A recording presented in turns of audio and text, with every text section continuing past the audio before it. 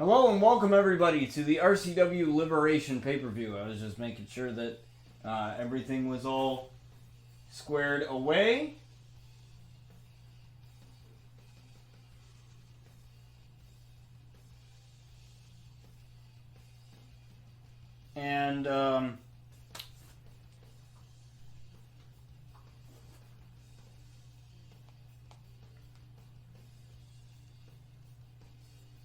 And yeah, so this is the RCW Liberation pay-per-view, thus the season finale.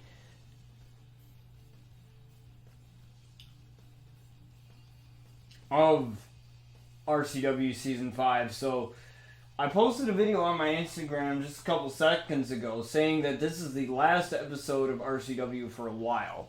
I want to wait for 2K20 because I feel like I can't write an entire season in its at its full capacity, at its full entertainment value, with 2K20 coming around the corner on October 22nd. Especially with now that I'm back in college now that I got work to do and other things.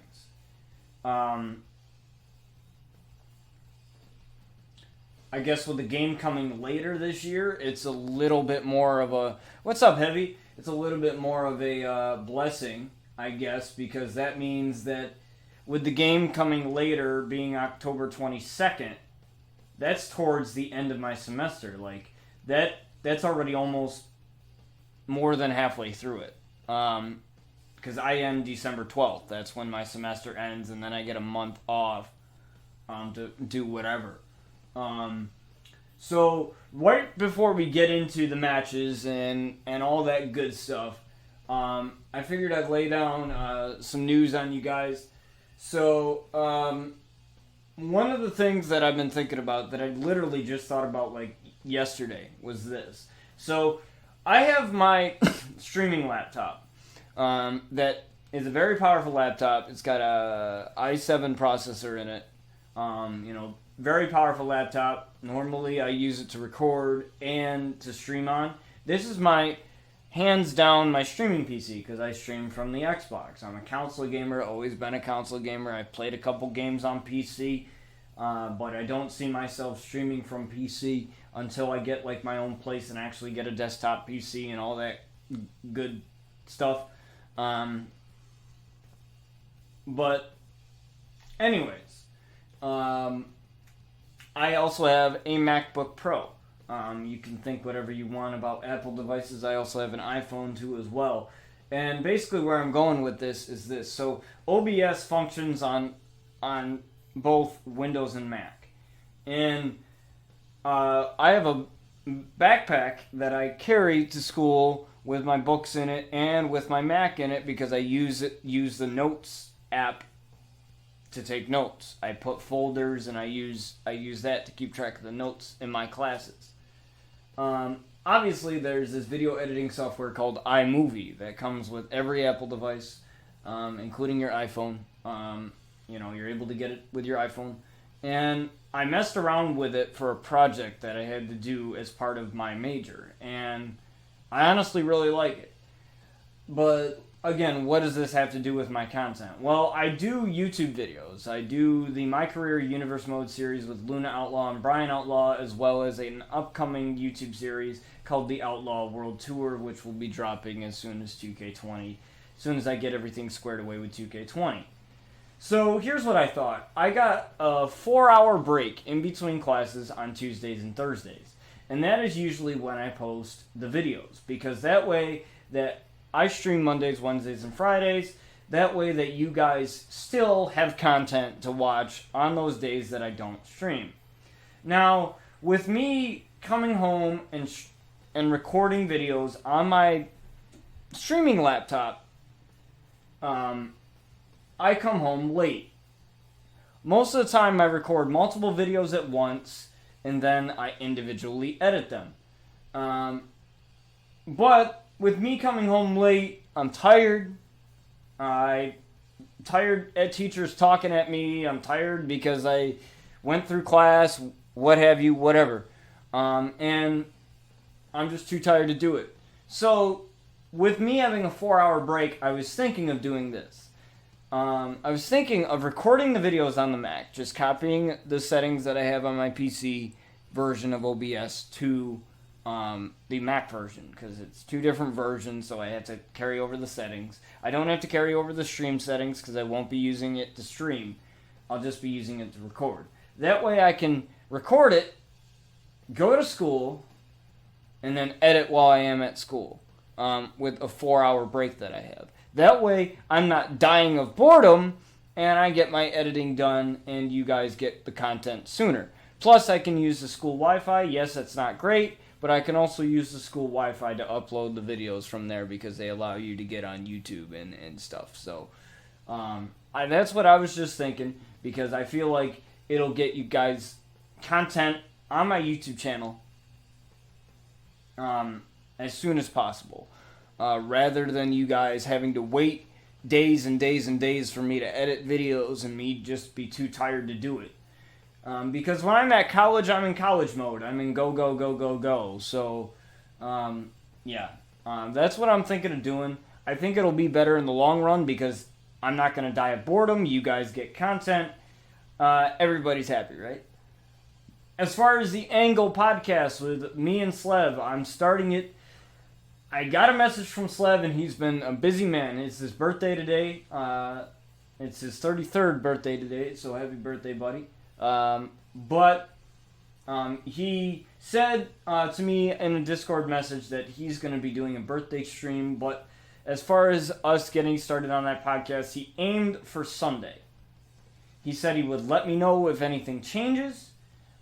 He said that him and I would talk this week to get the scene in OBS set up for it. We'll be running test streams to make sure that it works, that all the sounds are good, meaning that you guys can hear him, I can hear him, you guys can hear me, or you guys can hear him, and it's all clear. None of our voices are overpowering each other, etc., making sure all that stuff is all good and dandy.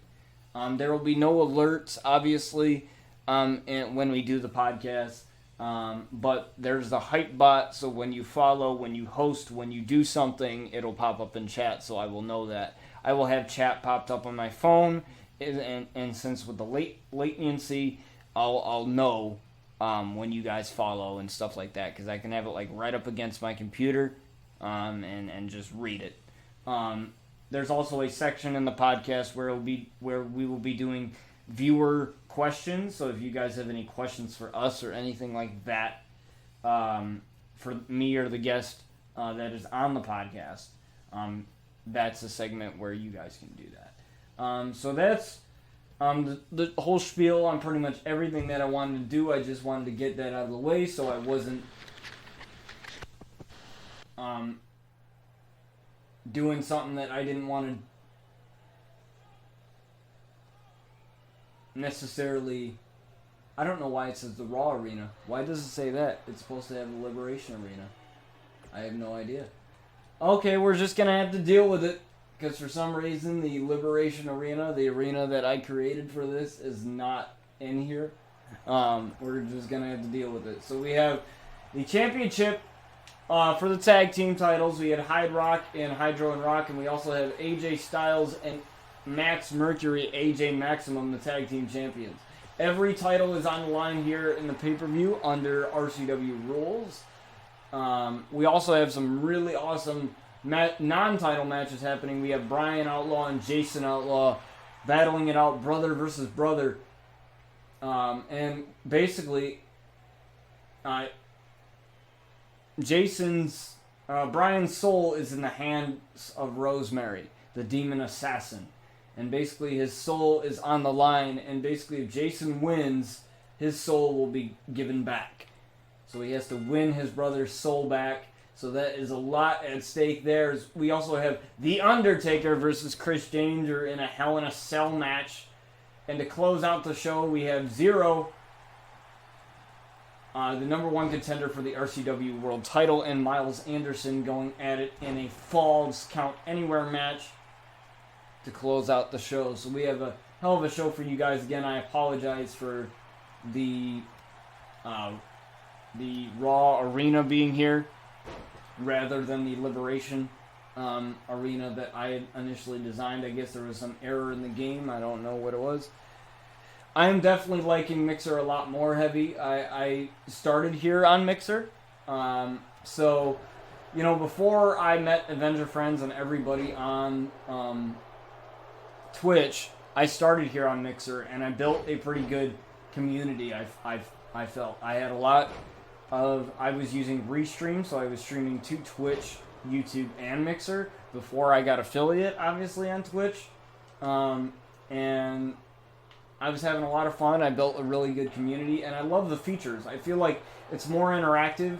You guys can like press gifts through the MixPlay stuff, and you guys get currency or get sparks by watching the stream, which means like, and they're offering a affiliate program in the fall too as well, so that means like non-partnered streamers can get paid via with sparks and stuff like that. So that's kind of cool. So basically you don't necessarily have to directly spend money to support the streamer. You can just support the streamer just by watching it, gaining enough sparks, and sending a little sticker, and then you guys will get support me in that way. But obviously the affiliate program is not coming until the fall, so yeah, exactly that. Thank you for the first date, Heavy. I appreciate it. What's up, John? Good to see you in here, buddy. But in case you missed the very beginning of the stream, I said that I will be editing on my Mac and recording my future content on my Mac so that I can edit while I'm in college, so that you guys get the content sooner than later as far as the YouTube side of things. Because it takes me a long time to edit, and I have Tuesdays and Thursdays with a 4-hour break in between classes, so I can eat lunch, and then I can, while editing at school, with and I have internet access at school, so that helps too as well. As Hydro gets a powerbomb here on Max Mercury, looking to gain the tag team titles, and a kick out at 2. And Rock has yet to be in this match, as these two guys have beaten tag teams like the Lucha Brothers to gain this opportunity, and have definitely climbed up the tag team ladder. Hence why they have this particular opportunity. For some reason I couldn't hit the comeback there, but it's completely fine.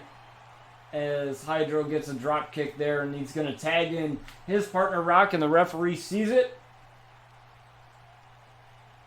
So we're going to be perfectly fine here.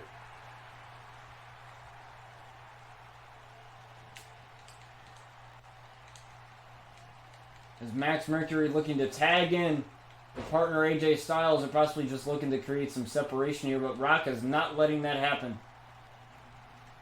He lifts up Max Mercury with a suplex, and trying for that hot tag, but Rock is right on top of that.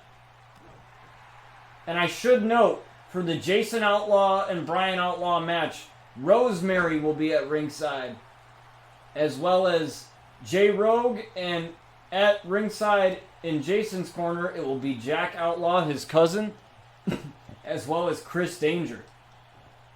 As Chris Danger agreed a while back to help Jason get his brother back.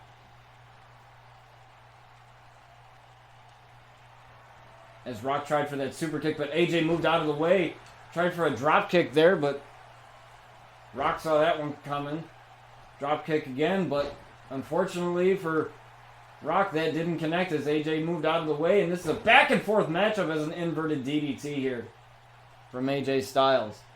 And these two, AJ and Max, possibly the most unlikely tag team we've seen in RCW to date. Because, like I said earlier, and in many other episodes, that Max does not work well with others. But somehow, Max and AJ were able to work together as a cohesive unit and able to get the tag team titles from the White Dragon, Sabre, and Phoenix. So, you know, that definitely shocked me for sure. As an Insaguri there from AJ Styles, now stomping on the arm of Rock. Now these guys, Hydro and Rock, they are brothers. They are brothers. So, you know, they were guys from the Lucha Libre wrestling culture. So these guys have been wrestling together for a very long time. So obviously there's not only wrestling chemistry there, but also brotherly chemistry as a phenomenal forearm gets reversed by Rock there, and AJ realizing that that's exactly what happened there and going to the apron now. Punch to the face there. Ooh, tried for a forearm but unable to connect. And again, this has been a back and forth matchup here, seeing these two go at it. Ooh, golden shoulder first into the turnbuckle. Ooh, a knee right to the midsection. That definitely takes the wind out of you. And an elbow right to the face of AJ Styles. And again, this is just back and forth action. Oh, and I think Rock's looking to finish this thing.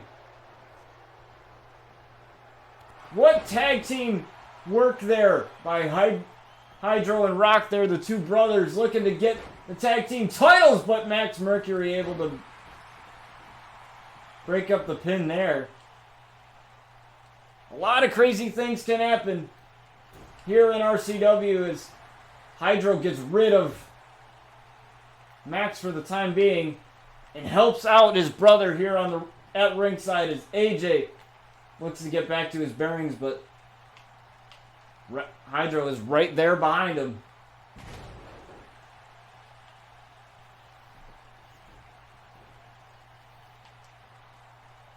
This is exactly what Hydro and Rock want to happen here.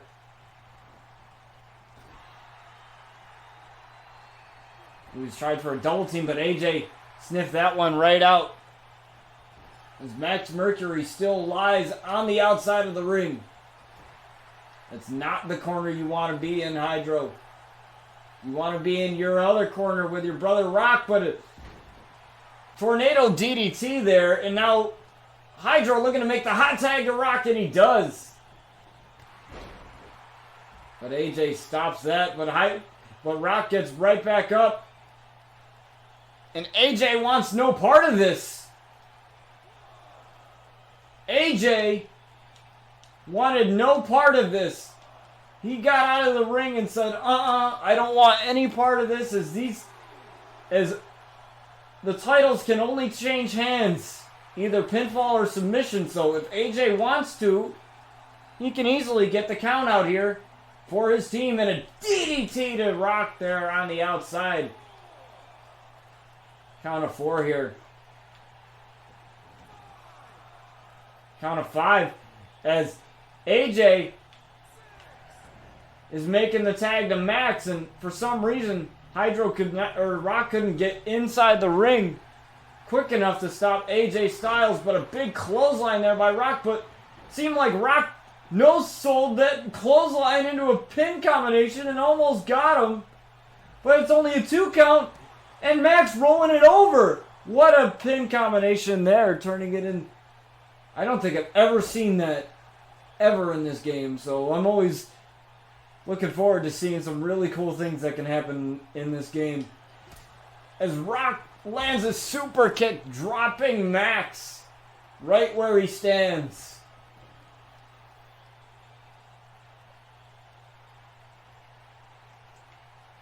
Oh, and I think Rock may be going for rock and roll here to finish this one up. Lifting up Max. Rock and roll on Max Mercury. Looking for the tag team titles near the ropes, and a rope break just saved Max. A rope break. A mere rope break saved Max. Now realizing that AJ is back on the apron. Rock looks to take care of him, but AJ not allowing that to happen, and Rock able to hit AJ off of the apron for the time being, but that just gave enough time for Max to kick out, and as you can see there, Max is busted open a bit. Ooh, what a move there, taking down Max Mercury. The agility of these guys is absolutely insane, as Max looking for the Max driver here on Rock, but Rock says, no, not today. Into a super kick, dropping Max again.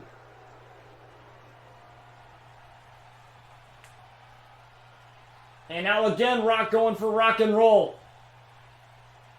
One more rock and roll on Max, and now dragging him right to the middle of the ring.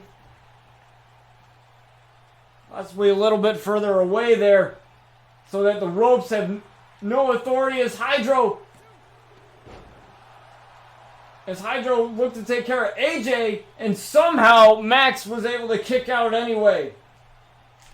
Ooh, but an elbow from Max, and Hydro getting a Falcon Arrow for his troubles.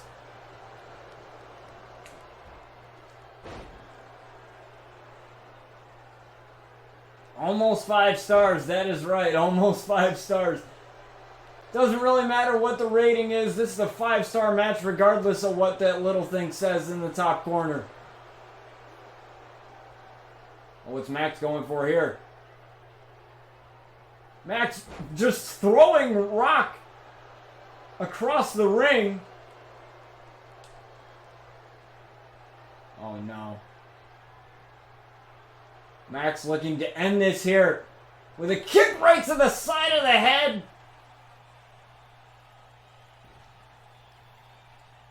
Dragging Rock looking to retain the titles here. 1. And no, Rock kicked out at 1. Makes me wonder if he actually fully sold that move or not, but no, maybe not. Oh, looking for the guillotine choke. Looking for the guillotine choke here on Rock, but Rock able to escape it very quickly.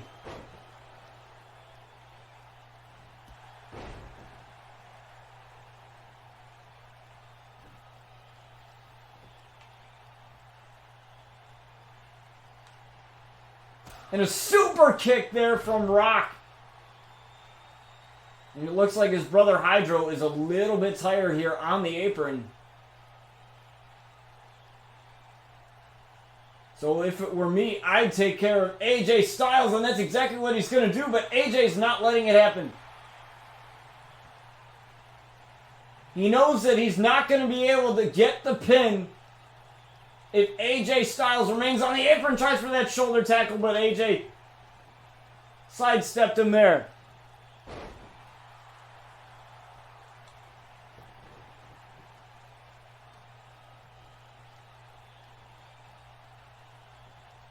And a suplex to Max Mercury there, and Max has been in this match for some time.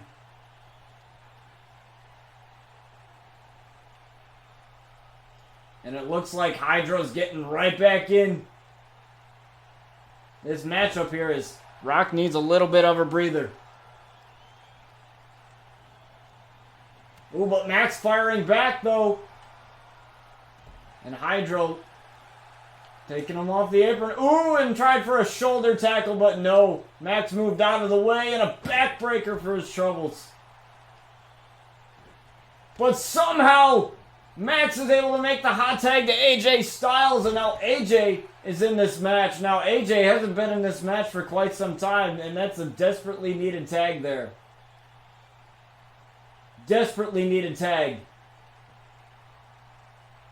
What's Hydro going for here? Possibly just another drop kick there. Looking to tag in Rock again. Rock's the one that's got the finisher. He's the one that can finish this thing. But somehow Hydro got in the way of that Irish whip there. A little bit of a botch there from both men there. And that allows AJ to take advantage. Thank you for the follow. I don't know how to pronounce your name, so I'm just going to call you Carrot, because I don't want to butcher it. Thank you for the follow. I appreciate it.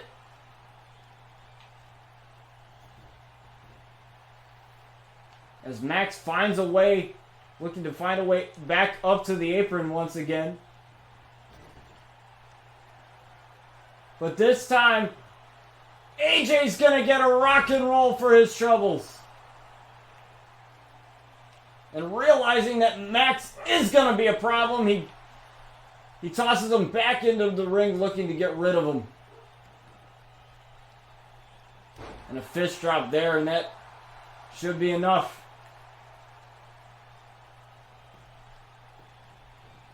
As Max is dazed for the time being, but AJ still gets the kick out. And a knee there from Rock, or from AJ, excuse me. I mess up Hydro and Rock's names a lot. I will tell you that.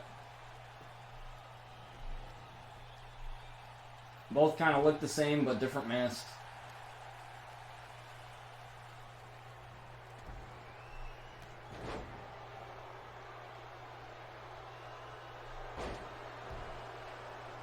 They both look the same, different masks. That's really all it is.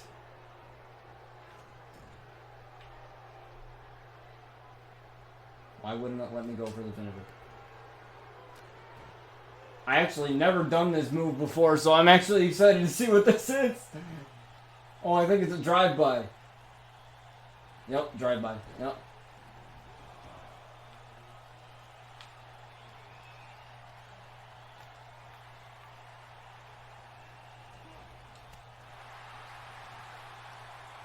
And again, Max and AJ both have been a problem in this matchup, as you can't pin the other guy with the other guy on the apron there.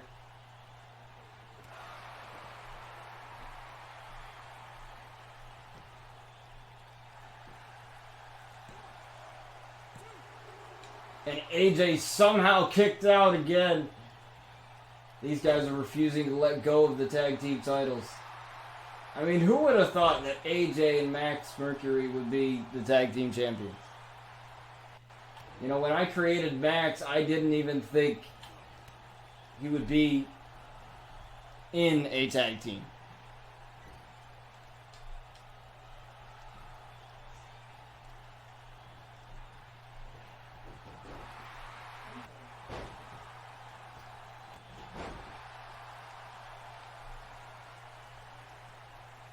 I honestly thought he was going to be that lone wolf, but for some reason, he teamed up with AJ Styles.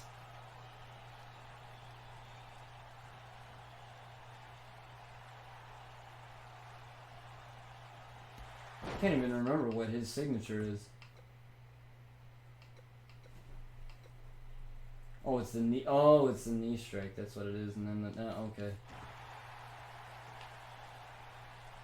If I don't use a lot of guys enough, then I don't know their. I've only used these guys a couple times. And I botched that super kick. That's what I get for botching a super kick. That's what happens. Botches happen in matches. Trust me, I've witnessed all of them all the time on TV.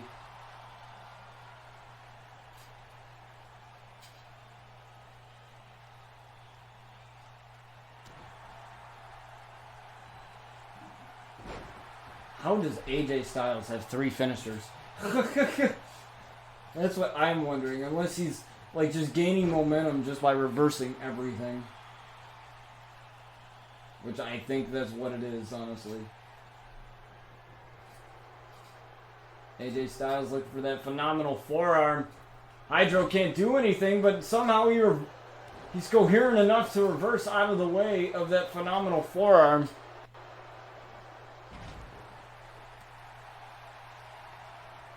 Do I watch Botch Mania? Oh yeah, that YouTube series where they show you like botches. Yeah, I watch that a lot. Yeah, I feel like the worst ones are the ones where like it involves a like table or some item, because if the table doesn't break, like I've seen a lot of stuff where the table doesn't break. And honestly, I'd rather go through the table than have somebody land on me and have the table not break and have, like, somebody else. Because I feel like it would hurt less. Like, you are basically the table if the table doesn't break.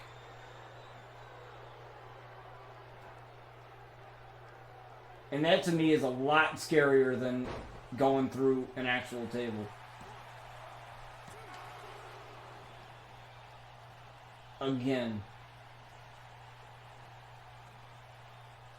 Seriously, can we 2K? Can we get other places where opponents bleed, please, instead of the forehead, the mouth, the nose, other places? Can women bleed, please? I've seen women bleed in matches, so it can't happen. I remember that. What was that? John, do you remember that one match where Sasha Banks was bleeding from her mouth? I think it was that Charlotte match where she won the title finally. And, like, actually had a decent title reign with that. Can't remember what match it was, but she was bleeding from... Or I think it was from her lip, and then the blood from her lip was got in her mouth. Wouldn't be a wrestling... Well, blood doesn't make the match, but... In all fairness... Oh, Max wasn't the legal guy, apparently. It was still AJ. I thought Max made the tag. I thought Max made the tag, but I guess not. I guess not. How did he get up so quick? That's what I don't understand. How these guys get up so quick.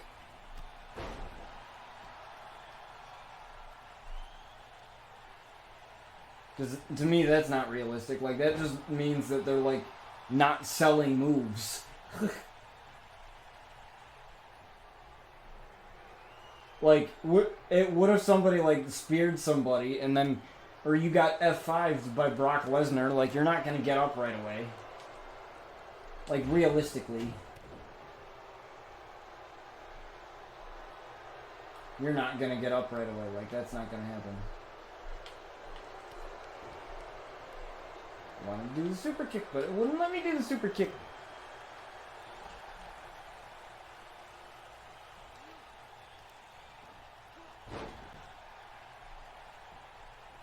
There's a lot of... Was it a takeover match? No, I think it was a main roster one. I think it was, It was Charlotte and Sasha Banks on Raw, I think. It was that Falls Count Anywhere match where she did the bank statement through, like, the railing in the arena in the crowd or something, and then she won the title.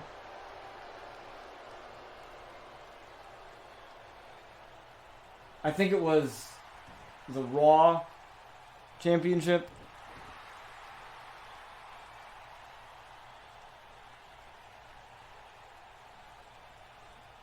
I'm trying to think what year it was. I can't remember.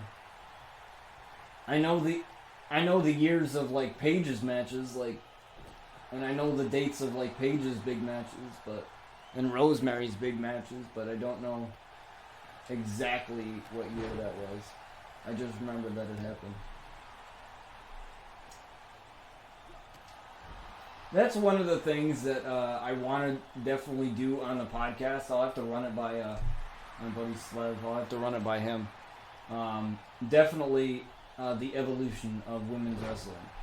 Because to me, like, WWE talks about it all the time. But I think they sort of use it as like a gimmick rather than, you know, what it actually is, you know, initially. Like, to me, there's, like, so much more that involves the women's revolution in wrestling, and it's not just WWE, it's all over. But I feel like WWE was probably the quickest to jump on the bandwagon when TNA was doing it a lot longer than they were. Yeah, it was around that time, I think. I think it was around that time, if I remember correctly.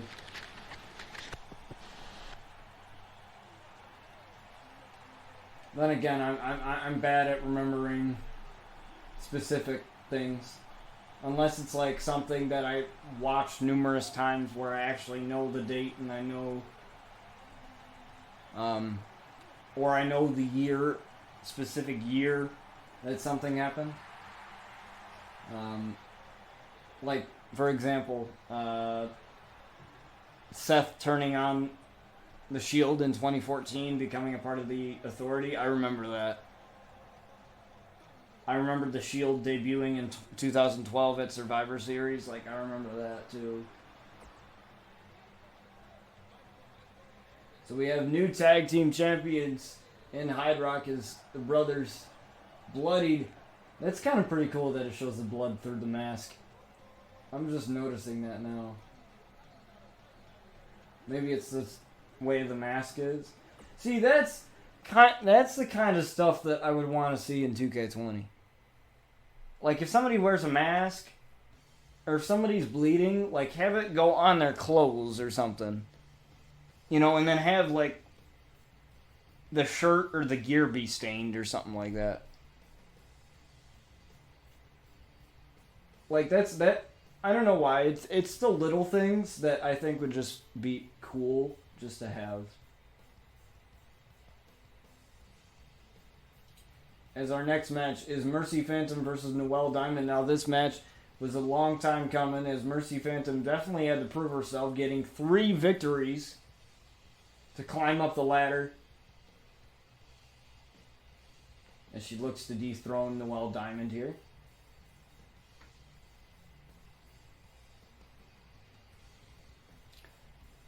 I got a bottle of Pepsi in my bag, but I'm too lazy to get up and get it. Word of advice, guys, do not take a triple shot of that Starbucks stuff. Because I was off the wall. Never again.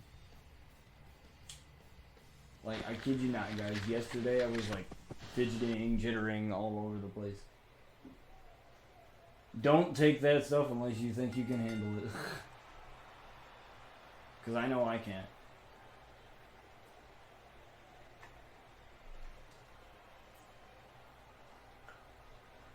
Is she still doing her stupid...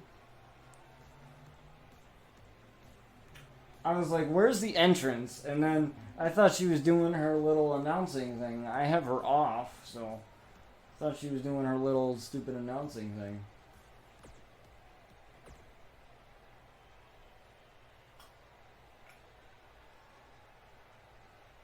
By the way, for the Outlaw World Tour series that I have in store, like, you'll be seeing a lot more, like, with that being a YouTube series, you'll be seeing a lot more, like,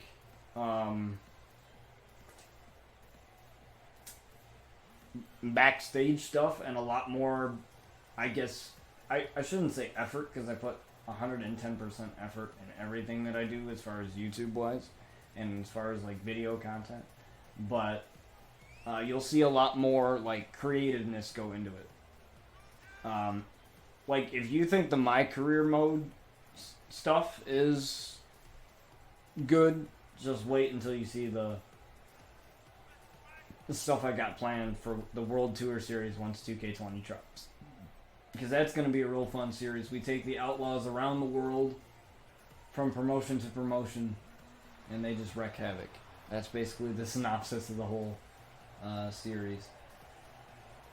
So you're probably going to see Impact. You're going to see AEW, definitely. And you're going to see ROH. Some of the big... And we're just going to do the big name guys. Like, you know, if Bryan Outlaw is going to go up against somebody in AEW, he's going to go up against somebody like Chris Jericho or Jon Moxley or, you know, one of the bigger names. I mean, I know it's a newer company, but, you know, when you think of AEW, you probably would think of Cody Rhodes and Jon Moxley especially, and Chris Jericho, Kenny Omega, you know, those guys. You know, so I will try to make that series as like a big match feel. Like, all the matches that are going to be in that series are in every episode. It's going to feel like a big match every time.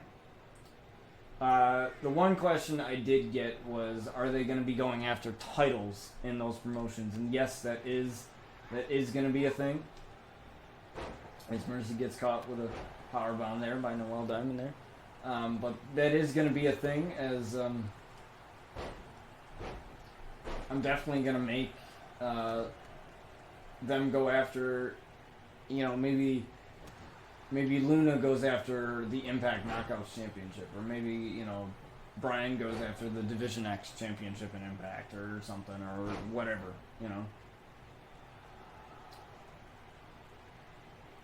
Plus, with mixed tag happening, there's a lot of variety for that series. And that is why I want to wait till 2K20 to do that. Because I want to take advantage of the new features, the new match types. And that's just one of the match types that I can utilize a lot. Because, I could have an instance where Sky and Bryan tag together, or Luna and Jason tag together, or, it's because there's so many, because there's 4 of them, and 2 of them being women, and the rest of them being men, like, there's a variety of mixed tag matches that I can do. Like, I don't know, maybe for a trip down memory lane, we do something where we bring Decay back. And in case you don't know who Decay is, that is Rosemary, Abyss, and Crazy Steve.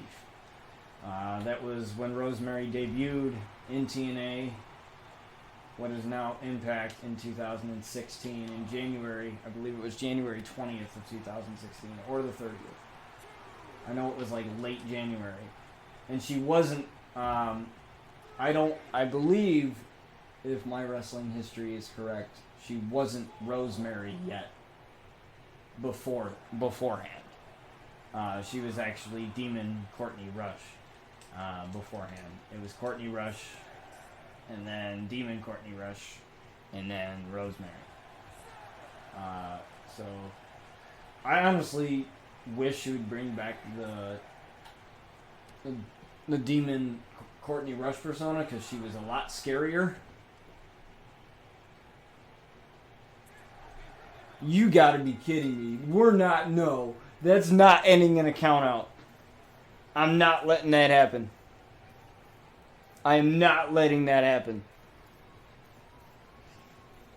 That's not how I do things. That is not how I do things.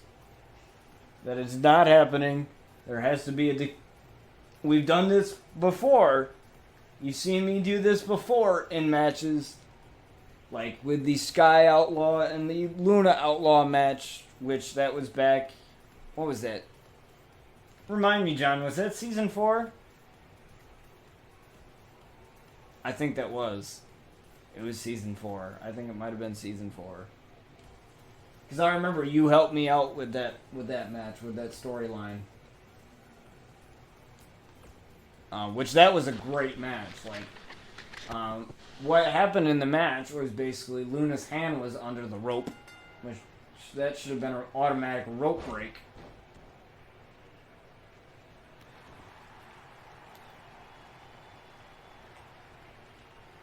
Which it wasn't. And so we had to restart the match due to a technicality, and that has definitely happened in the world of wrestling entertainment, so it's all good. But like I was saying, I have a plan to bring back DK, because it's one of my favorite tag teams of all time, like factions. Because Rosemary, I think, made that faction what it is.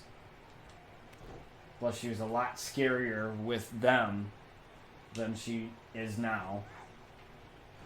Not that that's a bad thing. But I prefer the old school Rosemary. She probably had to dial it down a bit because people told her to. Because she did some really wacky stuff back then. Like, if I remember think it was a couple years ago. It was Cherry Bomb, who was Allie, in AEW, or Allie in Impact. It was her and it was Rosemary in a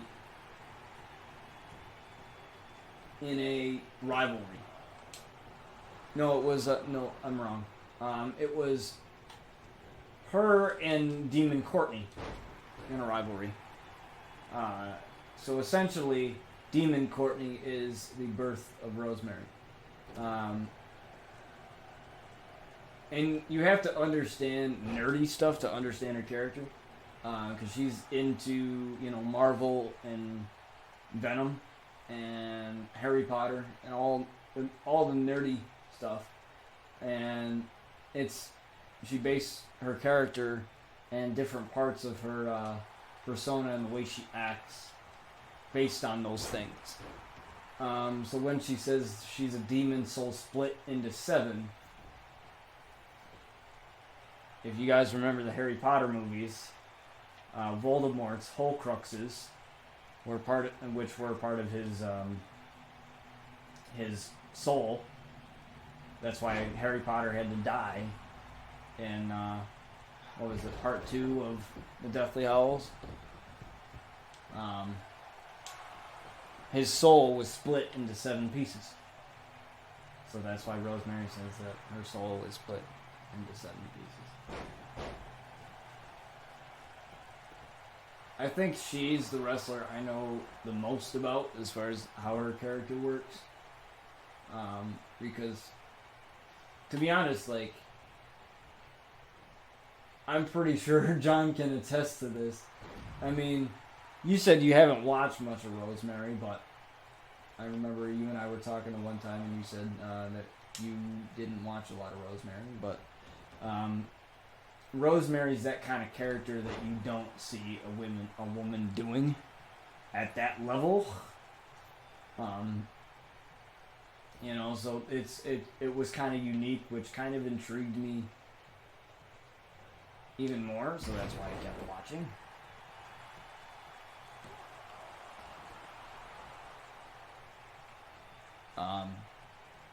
But yeah, I'm excited to do that. Excited to bring Decay back. One of my favorite tag teams is Mercy looks for no mercy here on the Well Diamond, looking to get the win here early. And a kick out at 2. Like I said, this match was restarted as a count out was made the first time round. But we've been there, done that before. And that is something that we don't want to happen. Here is struck gold on Mercy Phantom. As again, Noelle looking to retain her title here. And Mercy with the kick out at 2.5.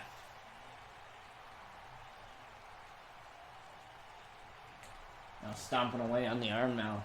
As Mercy's possibly has the highest momentum out of any competitor competing tonight here at the Liberation pay-per-view, even though that it's in a Raw arena because of whatever reason. But that's okay. That's fine. We're okay. The game likes to do stupid stuff on me, so it's okay. Mercy escapes that submission hold there. A little bit of botch with that kick, and that allows Noelle Diamond to take advantage. It's been a back and forth matchup here. Elbow after elbow, and a big spine buster to Noelle Diamond here. Referee taking his sweet time. That could have been a 2 count at the very least. If the referee didn't take his sweet time trying to get in position for the count there, is Mercy looking for no mercy yet again. And she hits it. Looking to get a win over the champion. And no, she did a kick out at 2.5. I thought that was it. I thought we were going to see a new women's champion there, but not that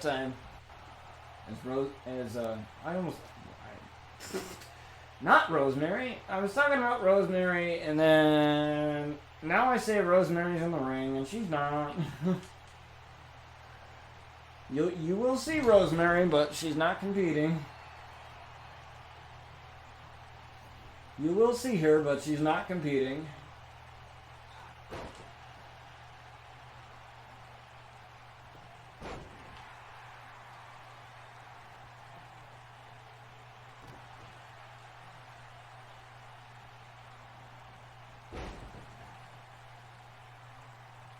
There's a bulldog there from Mercy, and Mercy just trying to find some sort of way to get the champion to stay down. Like I said, this is a normal match champion's advantage here, but like I said, it's never fun to watch a match end in a count out.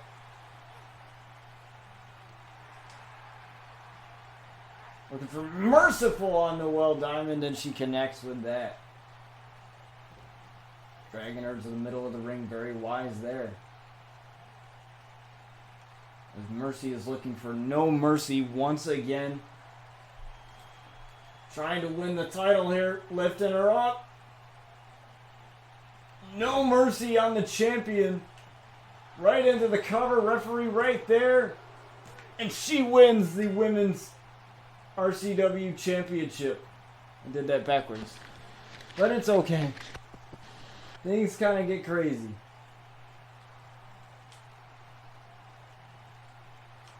But Noelle's reign finally comes to an end. And as you can see there, we have a new champion. Let me just get a quick screenshot of this, because I always like to see what the superstars do afterwards, because I don't even remember customizing this little victory here of her carrying around the title. But there, she's holding up the title. Hold it up with pride. You won it.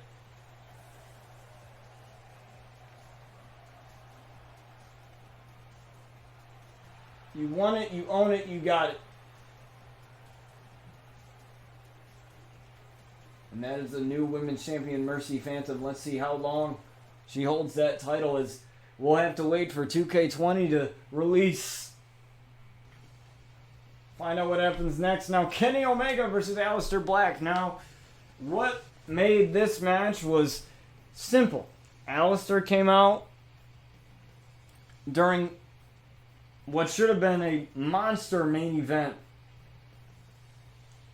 with Kenny Omega there, and Aleister decided to ruin it by coming out and attacking Kenny Omega before the matchup even started, so didn't even have his jacket off yet.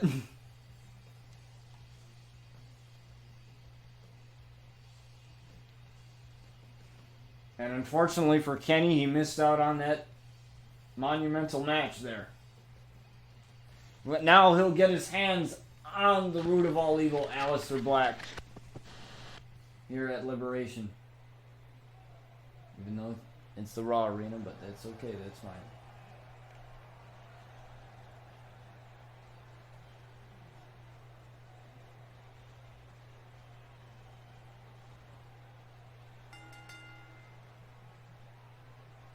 As Kenny Omega makes his way out to the ring here. Remember, we have a Hell in a Cell match with The Undertaker and Chris Danger happening later tonight, as well as Bryan Outlaw versus Jason Outlaw.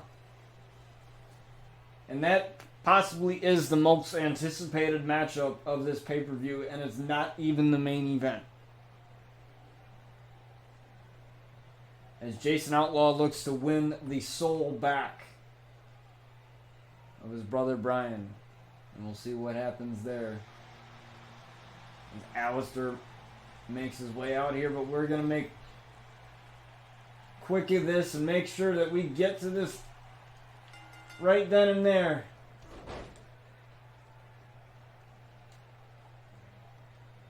We also have Samoa Joe versus Randy Orton, as Ricochet failed to beat Samoa Joe to make it a triple threat. So for Samoa Joe, that definitely played out in his favor, and that is a no disqualification matchup.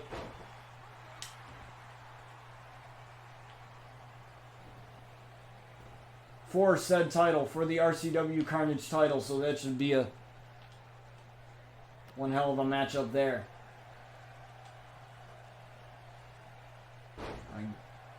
Kenny Omega getting dropped by Aleister Black there. Now imagine if these two were to face off IRL. I mean, think of all the superstars in WWE today that Kenny Omega would definitely look good in the ring with.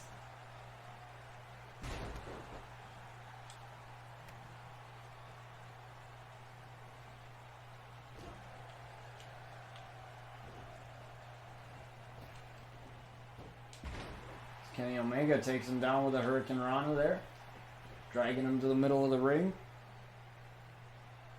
Perfectly wise by the veteran in Kenny Omega, but a shoulder tackle there from Aleister Black and a chest stomp.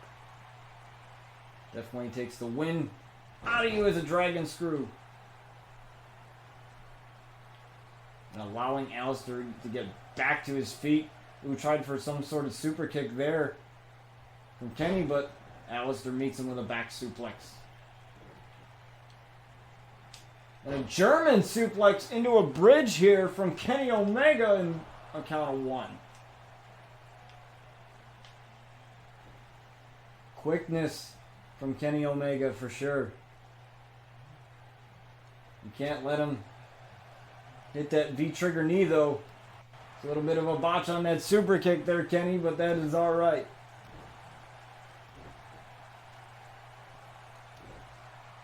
And a knee right to the back of Kenny Omega, and Aleister being a little bit full of himself in this match.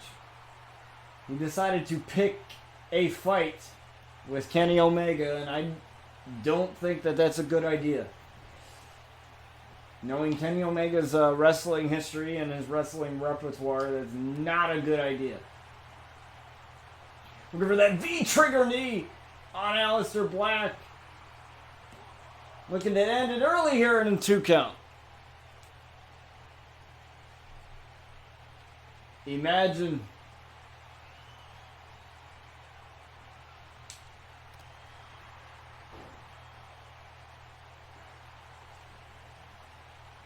if Kenny Omega was able to beat Aleister Black just like that very early on. How demoralizing that would be to Aleister Black. As he started this whole thing, Kenny Omega had no part in this. Kenny Omega is really just, think of this as a payback. Just a back suplex there on the hardest part of the ring in the apron. Throwing Aleister off of him. And now getting back into the ring. To make sure that there is a decisive winner in a DDT.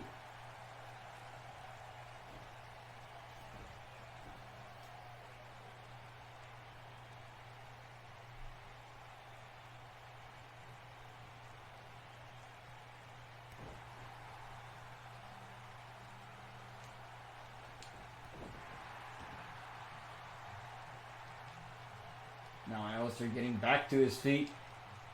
But Kenny's there to meet him. Oh, look for a German suplex, but that led to an arm drag there from Aleister and a kick right to the side of the face. Couple of knees. And a striking combination here from Aleister Black. As he looks for that running bicycle knee strike. Saying it's over, and he connects with a running bicycle knee strike on Kenny Omega. And a kick out at 1. Kick out at 1 from Kenny Omega. Ooh, and a knee right to the face. I expected no less from these two as... Uh-oh. Aleister's looking to take him to that place. Black Mass on Kenny Omega. And Aleister gets the win over Kenny Omega. The mind games must have worked in Alistair's favor as he took care of Kenny Omega in very quick fashion. That's got to be very demoralizing for Kenny, though. But the mind games definitely worked in Alistair's favor there. As it is, Samoa Joe versus RKO, Randy Orton. RCW Carnage title match with a no disqualification stipulation attached to it. Meaning that these men could beat the hell out of each other and the referee can't do anything about it. The only job that he has is to make sure to count the 3 count there. As Randy Orton won the title by beating CM Punk. Who else was in that match? It was CM Punk, Seth Rollins, and Randy Orton. And Randy Orton ended up beating, I believe it was Seth Rollins that he pinned for that title. As CM Punk tried to go for a top rope dropkick, but ended up not connecting, thus screwing himself out of the win there. But Samoa Joe has definitely proved himself here, and that's why he's here for an RCW Carnage title opportunity. If you win matches, you can earn yourself a title match.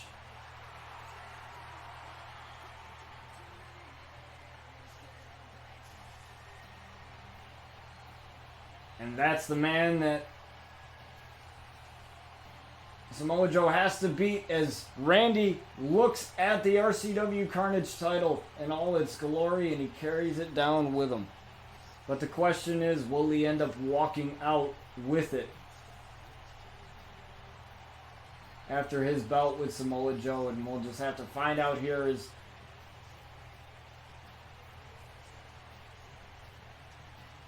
as Randy Orton, honestly, I believe it was CM Punk that initially took care of Seth Rollins, and then Randy Orton ended up stealing it in the end. Getting rid of CM Punk, I believe, with an RKO, and then pinning Seth Rollins for the victory. And there that title is. RCW Carnage Championship here. Samoa Joe versus Randy Orton, no disqualification, and we are underway. And a belly-to-belly from Samoa Joe there. But Randy Orton with the reversal. And Samoa Joe with the German suplex right to the Apex Predator and Randy Orton. And now if it were me, I'd go after the shoulder of Randy Orton, because that has been a problem for Randy in the past. Also, I believe his back has also been quite an issue as well.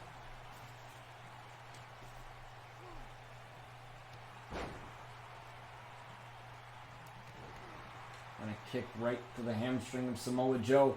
Remember, this is no disqualification rules. So chairs, ladders, and tables, ladders, and chairs are completely legal here in this match. Samoa Joe's looking to grab one, but he throws one down. He says, I'm not going to give it to you that easy. As the Samoan submission machine looks to take it to Randy Orton here, and a kick to the back, and Samoa Joe off the ropes and a senton right on the midsection of Randy Orton, and that's got to take your breath away. And I think Samoa Joe's going for it again. And he is, and he connects with that senton. Even if Samoa Joe does not walk out with the title, can you imagine if he injures Randy Orton here tonight? That would automatically essentially disqualify Randy Orton as champion. Like, he would have to vacate the title because he wouldn't be able to defend it. Samoa Joe just looking at him as he tied that chair around his neck there. Chose not to slam the leg down. And now grabbing the chair and waiting for Randy Orton to get back to his feet, and a chair shot right to the head of Randy Orton. That unprotected chair shot. Shades of AEW there. With Shawn Spears and Cody Rhodes, and another shot with the chair.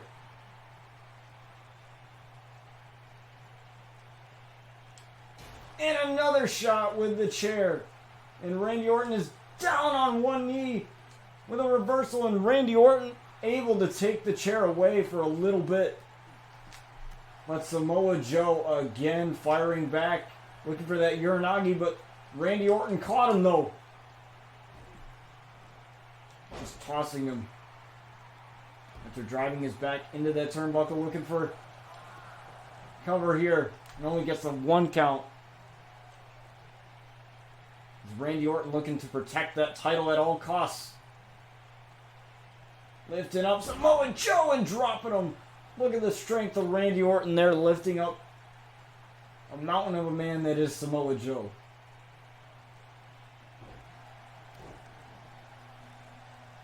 Can you imagine if the monster among men, Braun Strowman, was one of the men in this match? As Randy Orton looking for that vintage DDT. DDT from Randy Orton. Uh-oh. Looking to take Joe to that place. You remember Joe reversed the RKO 3 times, but he got hit with the RKO this time. 1, 2.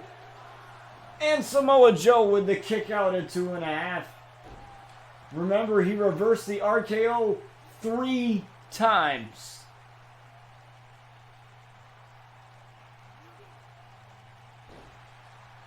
As he beat Randy Orton to gain this opportunity.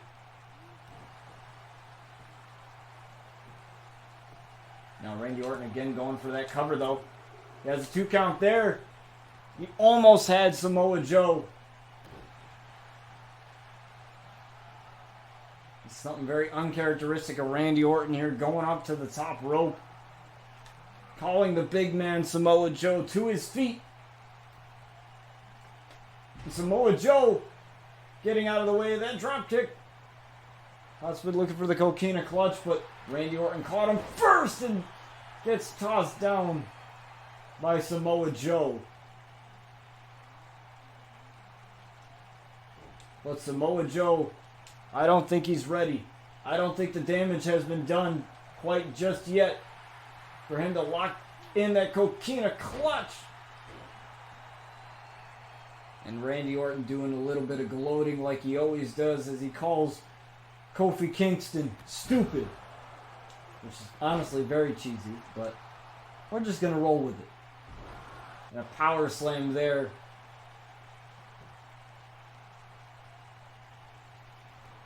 From the Viper Randy Orton, and this is vintage Orton here with the stomps.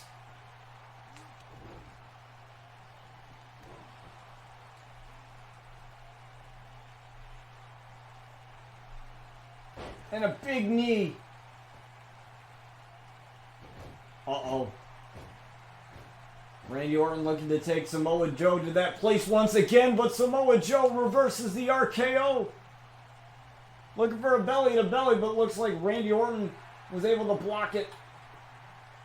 But Samoa Joe with a quick reversal into a Uranagi.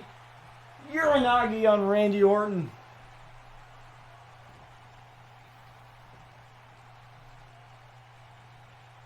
But again, Samoa Joe refusing to go for that coquina clutch. It's only a matter of time before Randy ends up hitting that RKO again. And then what happens after that as Randy Orton is taking out Samoa Joe to the outside, as this is a no disqualification matchup, so these two can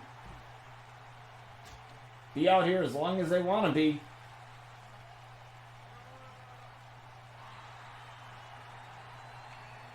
Now looking to submit Randy Orton, but he realizes that he's not on the inside of the ring, so he's unable to do so in a reversal from Randy Orton.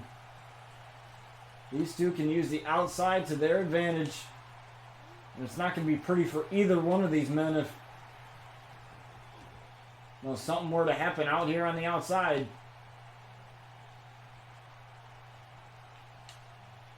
And Samoa Joe looked to Irish whip Randy Orton to the outside, but Joe gets tossed with a follow-away slam there from Randy Orton. And a snap suplex there on the outside from Samoa Joe.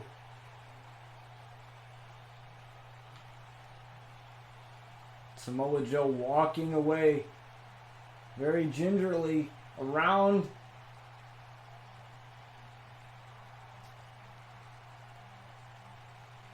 the ring, possibly just taking a little bit of a breather, trying to stay away from Randy Orton. Not that he's scared,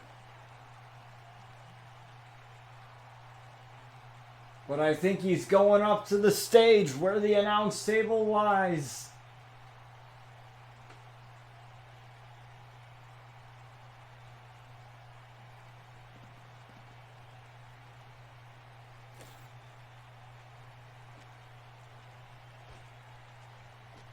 Samoa Joe doing a little bit of redecorating from that announce table. Setting him aside. What Samoa Joe going for there, but whatever it was, Randy Orton obviously didn't let him. But what's Samoa Joe going for here? Powerbomb into a submission here, but again, this is not going to matter. This is on the outside.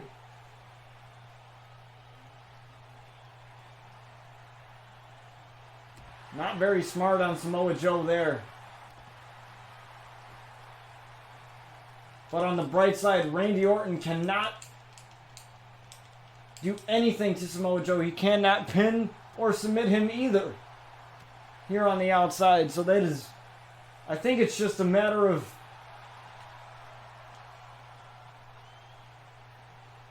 good thinking on Samoa Joe there, because like I said, neither of these men can pin or submit each other being out here.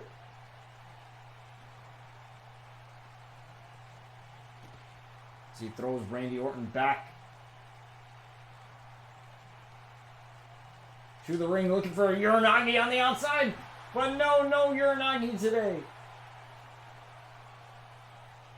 Be careful though, Randy Orton has that one RKO that he can send Samoa Joe right to Viperville.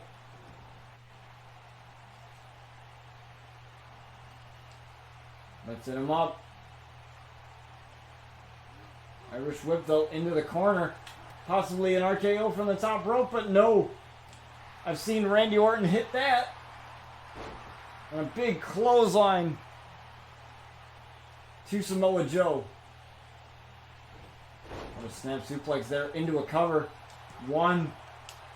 And Samoa Joe with the kick out.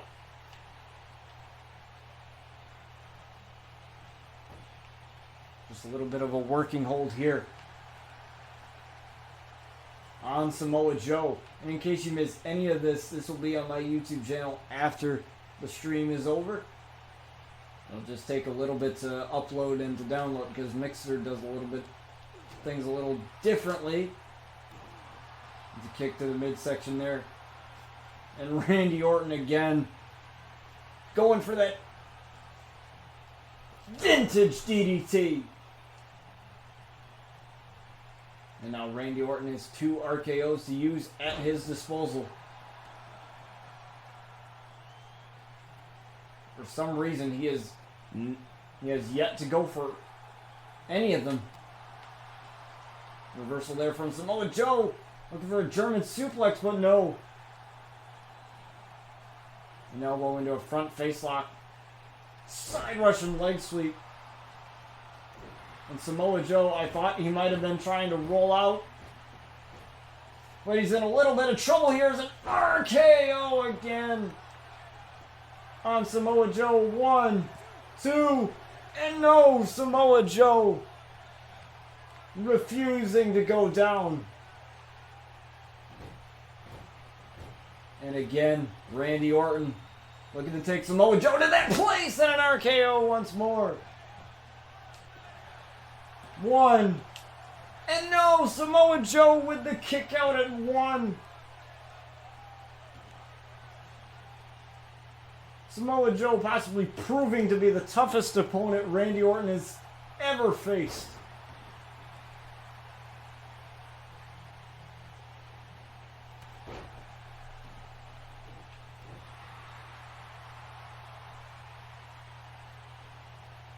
And again, Randy Orton doing that gloating that he likes to do.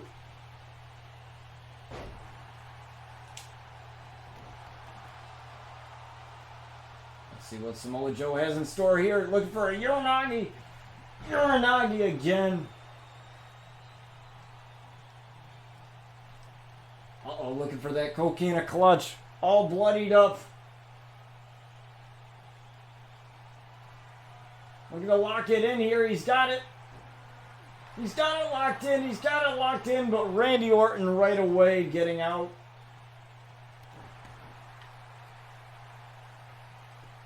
Randy Orton right away getting out of it.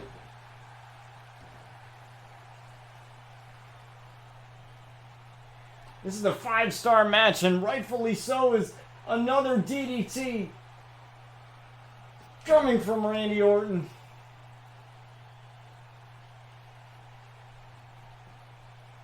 Looking to get the win here over Samoa Joe, too. And Samoa Joe with the kick out at 2.5, and Randy is livid at the referee. Irish whip into the corner now. I don't know what Randy Orton was going for there. Possibly turning around Samoa Joe.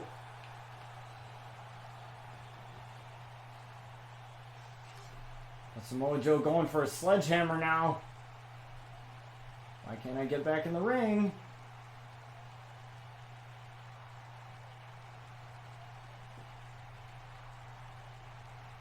And he beats Randy Orton. Oh, but he missed. He missed the first time around.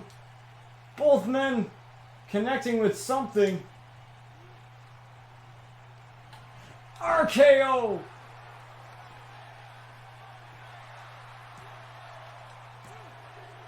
And Samoa Joe, unfortunately, coming up short against Randy Orton despite beating him the first time, and Randy Orton retains his title.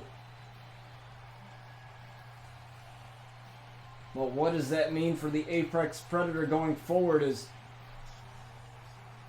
I mentioned that Ricochet had an opportunity to make this match a triple threat, and he was very eager for a title opportunity. Can you imagine a match with Ricochet and Randy Orton for that title right there? But Randy Orton retains it right now, or for the time being anyway.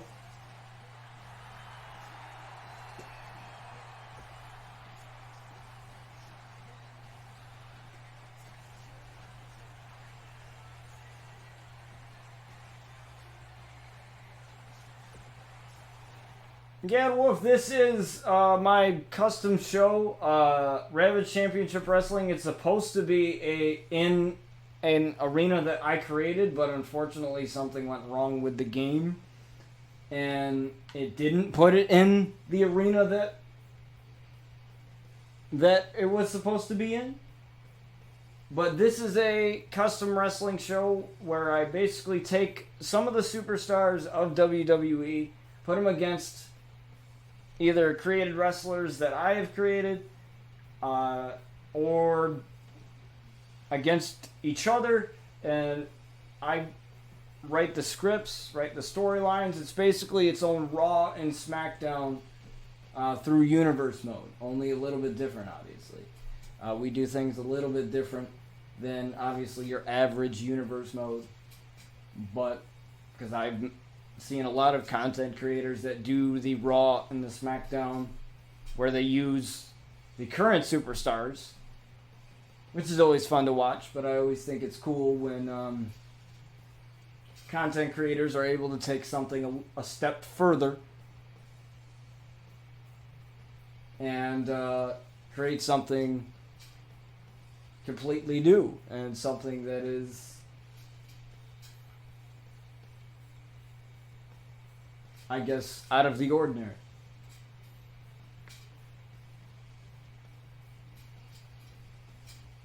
As we move on to our next match. Now, this match, probably the biggest match of the night, as it's brother versus brother.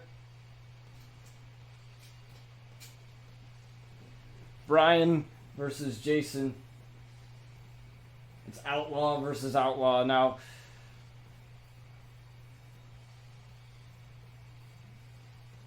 Bryan being joined by Rosemary and J Rogue, and Jason being joined by Chris Danger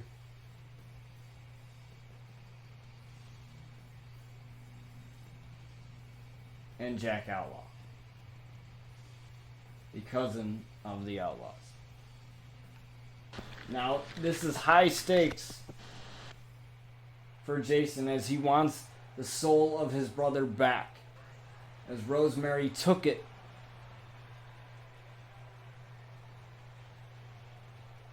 Took the soul of Bryan and turned him into something completely different. Turning on his family, turning on his brother, and everyone that he knows in his family.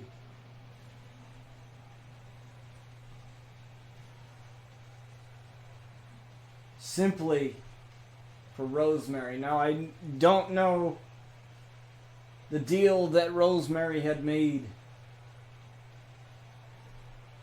with Bryan to get him to do this, but apparently she had confessed to being the one behind the reasoning of Bryan Outlaw turning on his family. She says some potion that she gave him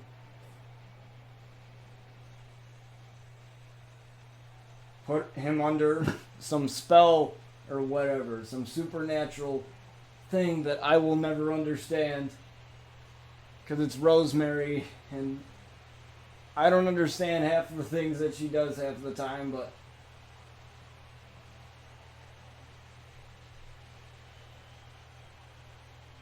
this is something that we never thought Bryan Outlaw would do, and that is turn on his family, but that has happened, and his brother Jason is looking to win the soul of Bryan back.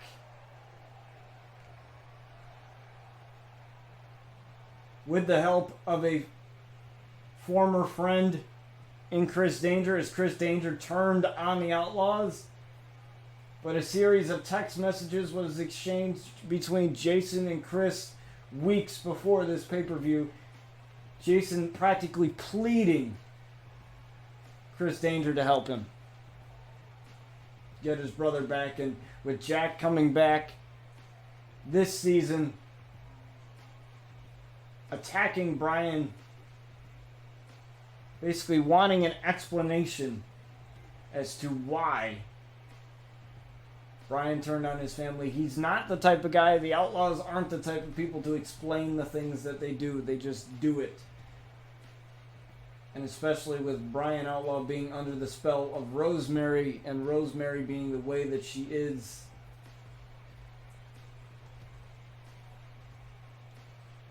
it is hard to tell what is going on in the head of any of the Outlaws, but let alone Bryan Outlaw being under the spell of the demon assassin Rosemary. But Bryan looking to beat his own brother here. As Chris Danger and Jack watch, and Rosemary and Jay do the same for Bryan.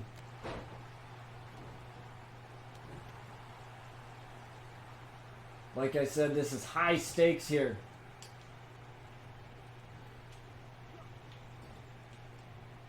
We're talking about family here. This is not just any match for Jason anyway. I don't really know the benefit of Bryan winning this match. But for Jason, it's everything. Because if he loses, the soul of Bryan Outlaw may remain in the hands of the demon assassin Rosemary right there.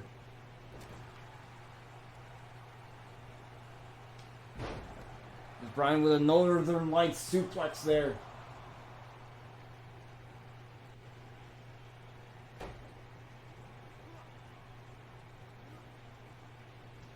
On Jason, and again, brother versus brother. We've seen this multiple times before, but nothing like this. With high stakes.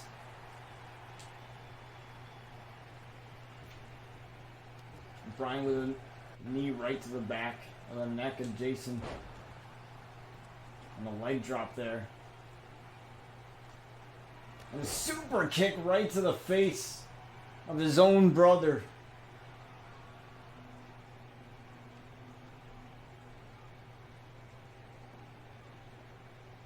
He's just watching Jason just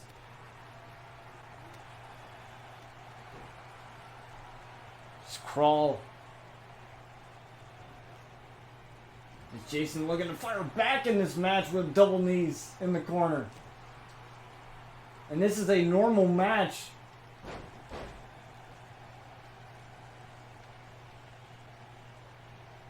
Oh, but Jason looking to use the chair on Bryan Outlaw. And he does, as the referee is distracted.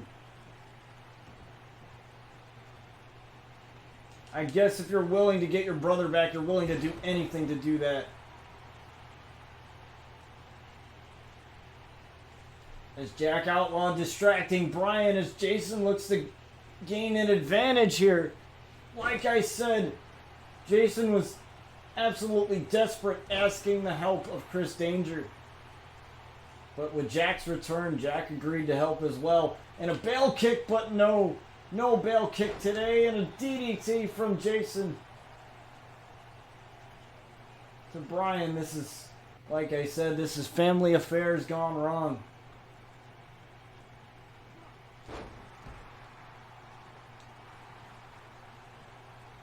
There's something going on in the mind of Bryan, and obviously it is not right with being under the control of the demon assassin Rosemary.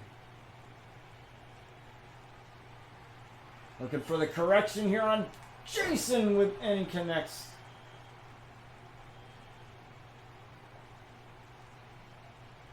As he watches his brother just lay there, crawling as he lifts him up. Looking for the guilty verdict. This is a brand new finisher and a guilty verdict here on Jason. But the referee getting distracted by Jack, not allowing Bryan to get the pin. And Jack's got to be careful, otherwise he might get ejected. And a guilty verdict again. But this time the cover is being made. But Jason gets the shoulder up.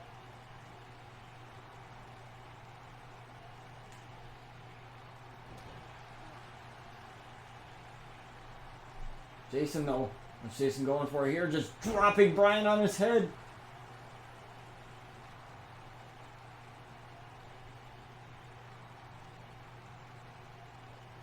What's he doing?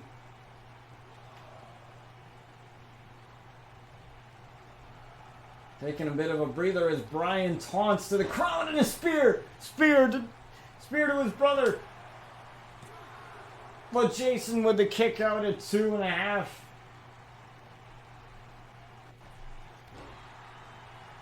And as you saw there, I think Bryan looked into the eye of Jack and saying, "Watch me do this."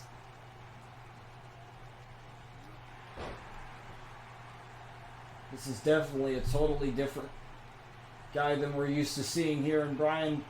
And a DDT from Jason. And Jason doing a little bit of taunting of his own. The only ones to get involved up to this point has been Jack.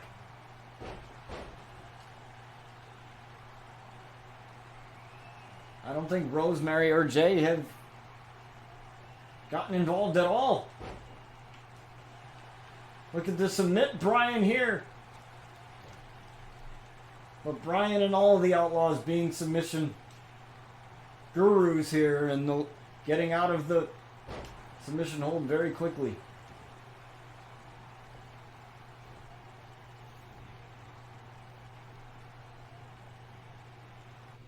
What's he doing here? Going up to the second rope. Looking for the shooting star, but Jason got the knees up. Jason got the knees up. Lifting him up in a guillotine.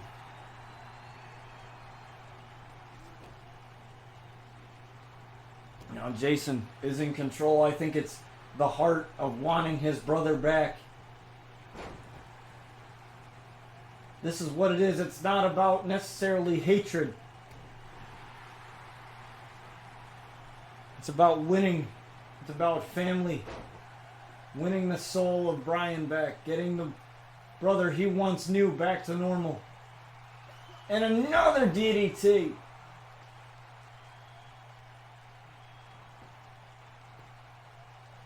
One, two, and Bryan with the kick out at 2.5.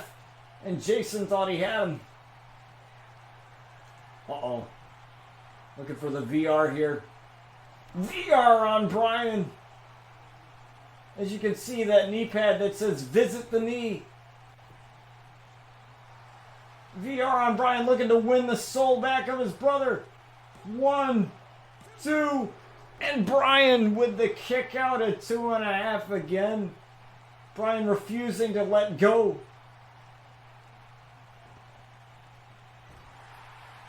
Of the Demon Assassin's power.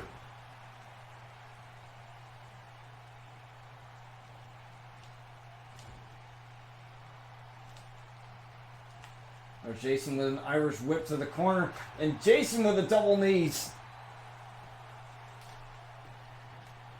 And again going for the cover. 1. And no. Just a 1 count. Could have gone for the rope break there, but chose not to.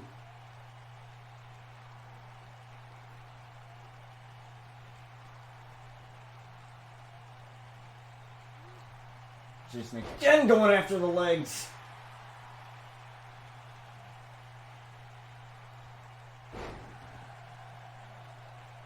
Now going after the arm now. Every part of Bryan Outlaw. Seems like there's no clear target. It's just about winning his brother back.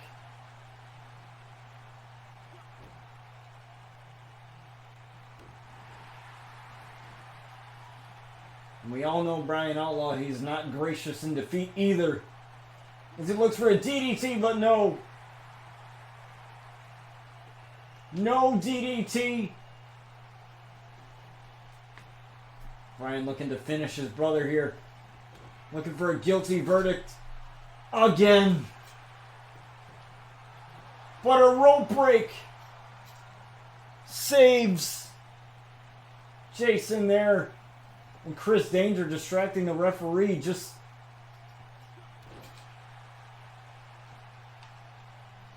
for a little bit. I don't know if it's going to help Jason here as he's going to get caught with a correction.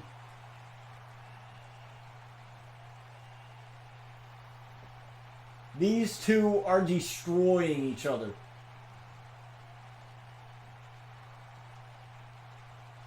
It is simple destruction for Bryan Outlaw. Jason is just trying to win his brother back. That's all it is.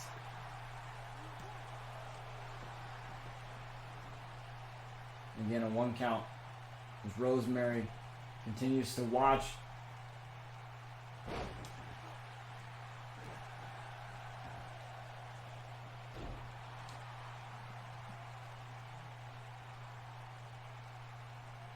As the person that she took over is on the ground and remains in the balance. And a rope break again, saving Bryan Outlaw from that submission. Again going after the arm. Again, this is about winning his brother back. And I can tell when it comes to family, these two are willing to do anything for it, and a bail kick.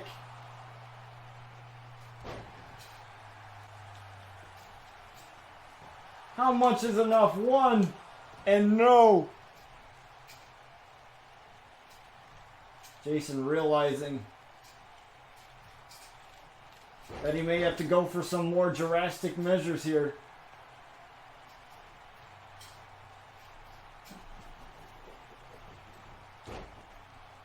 Looking to submit Bryan here.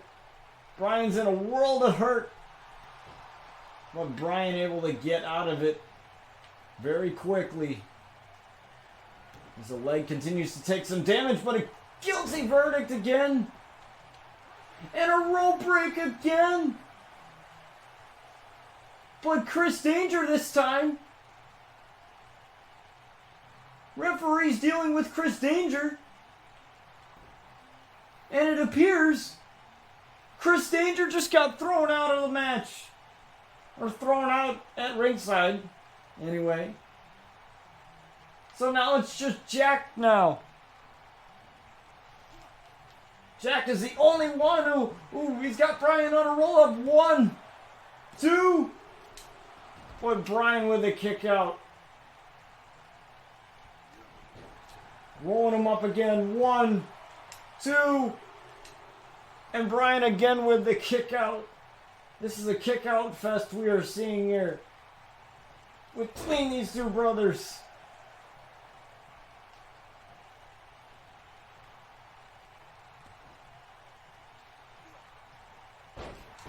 These two are pulling out all the stops. I think Jason wants it more than Bryan does at the moment here. It's Jason going up to the top rope. You can tell he's really tired here. But a big elbow drop from the top rope. Barely any energy left. Bail kick once more to Bryan. As Rosemary turned away, not wanting to look at that. To look at the powerhouse that she created. Just dwindling away. The longer this match goes. Now looking for VR again. On Bryan, now dragging him to at least away from the ropes for the time being. Looking to win back his brother. 1, 2, 3, and Jason wins. As Rosemary shakes her head, knowing that she might have just lost.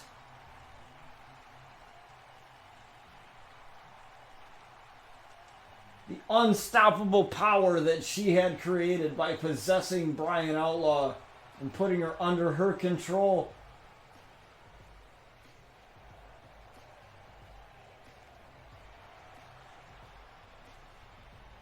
So has Jason won his brother back? He won the match, but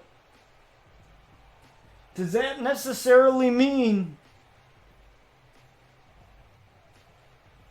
that was the antidote to whatever Rosemary gave Bryan to make him the way that he is? Who knows? We'll have to find out next season when 2K20 drops.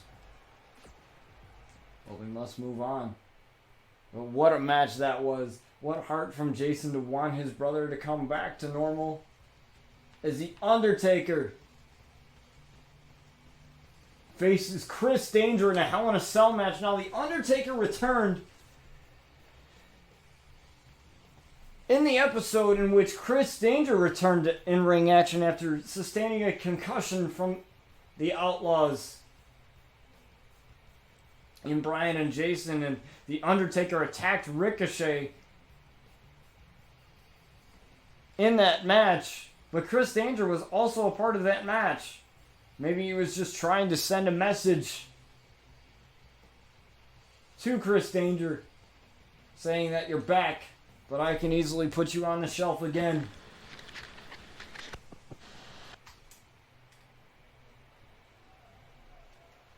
As Hell in a Cell is The Undertaker's bread and butter. You do not want to be trapped inside this structure with the dead man. But Chris Danger is finding himself being trapped in that exact structure as the dead man returns.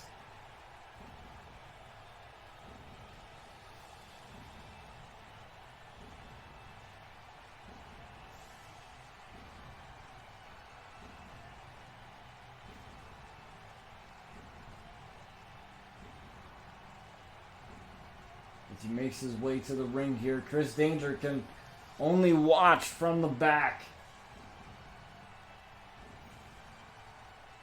He probably didn't realize what he got himself into when he accepted the challenge that the dead man had offered here tonight. I don't know if Danger's got a death wish or what, but if you pick a fight with The Undertaker, it's not gonna end well. Especially if it's inside a structure such as Hell in a Cell. We've seen the likes of Mankind, Mick Foley, get chokeslammed through the cell, thrown off of the cell in King of the Ring 1998. Are we going to see shades of that tonight? Well, we'll find out. As the lights come back on and we get ready for this matchup as Chris Danger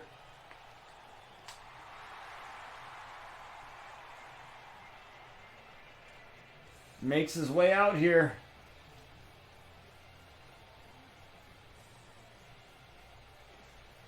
Looking confident, despite knowing the man that is standing in the ring awaiting him has been in a lot more Hell in a Cell matches than he has. Definitely a lot more experience. With The Undertaker debuting at Survivor Series of 1999.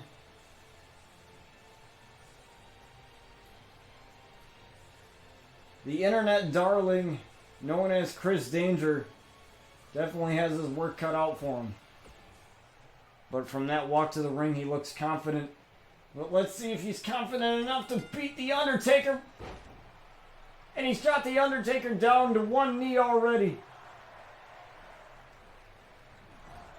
You gotta be quick with The Undertaker, as The Undertaker is aging. He's not as fast as he used to be.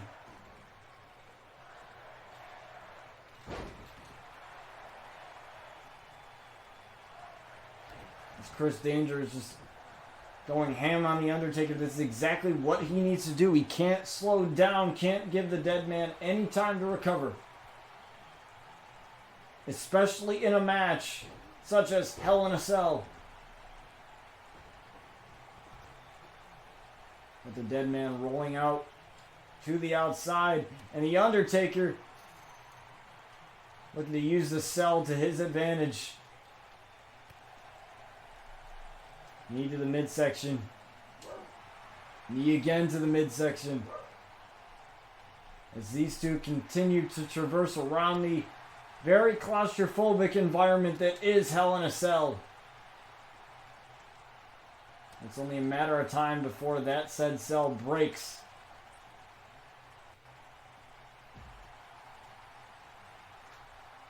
And The Undertaker rolls back into the ring, lifting up Danger, but no, Danger gets behind the dead man and a big clothesline. Now The Undertaker gets hit with a Philly special. The Undertaker being absolutely dominated by Chris Danger, and a taste of danger here. Looking to pin the dead man. 1, 2, and the dead man kicks out at 2. But this is insane. We are seeing The Undertaker be absolutely dominated in a match that you would think favors him.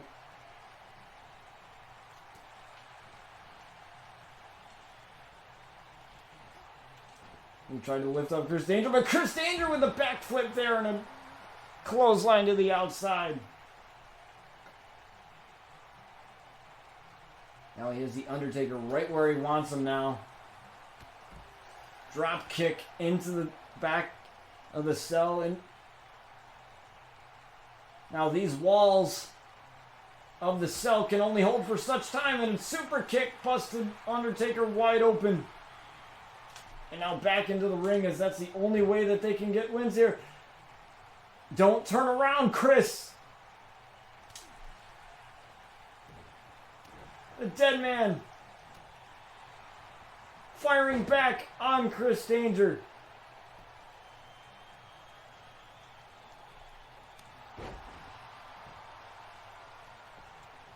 But Chris Danger being very wise, rolling out to the outside, and the dead man's just waiting for him, looking for a choke slam, but Chris Danger able to intercept it. Now in the corner, wrenching on the dead man into a cover. 1, and no, kick out at 1 from the Undertaker. And jawbreaker from Chris Danger, taking down the dead man. Now the dead man is a big man. The best way you can beat him is to keep him down somehow. Looking to submit the dead man here. But the dead man firing back with blows to the face and a Philly special. Chris Danger wasting no time here on the dominant Undertaker, but he looked for a big move off of the top rope there. But he only met ring.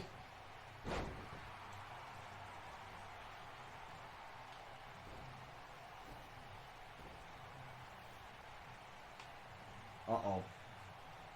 The Undertaker. I think I know what he's gonna do here. He's tossing Chris Danger to the outside. Looking for a super kick, but no.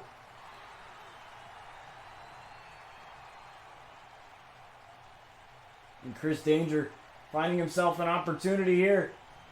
You go for the dead man, but the dead man reversing Taste of Danger. And again throwing him against the ropes here. To the outside he goes.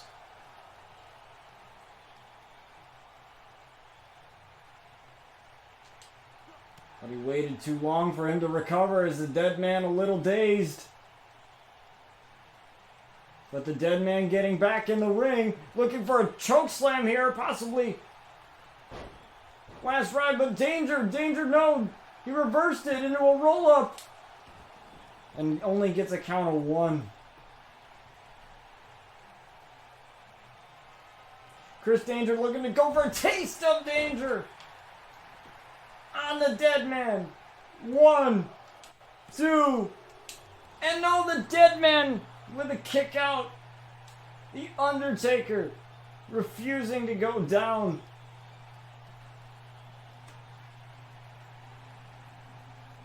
I can't even remember the last match we probably seen The Undertaker in as far as pay-per-view. I think it was all the way back in season 1 when he faced Brock Lesnar in a steel cage match, as The Undertaker walked out with the victory in that one.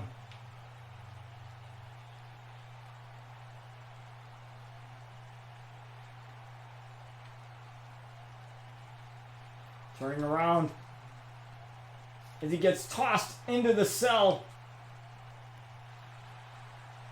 Undertaker toying with Danger here. If Danger gets thrown into the cell as well.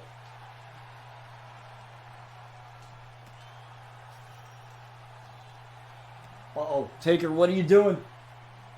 Taker, no! Powerbomb! Chris Danger through the cell, and now the dead man is free from the cage. I think that's what he wanted to do all along.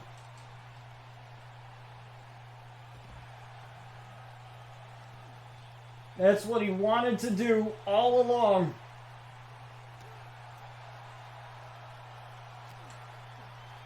As both men are exchanging blows.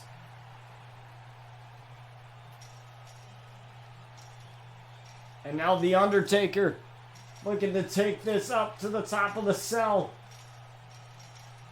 And Chris Danger is climbing up right behind him. Now Mick Foley knows this very well, what exactly happened here at King of the Ring of 1998. Are we going to see that here? There's Danger taunting the dead man, telling him to get up.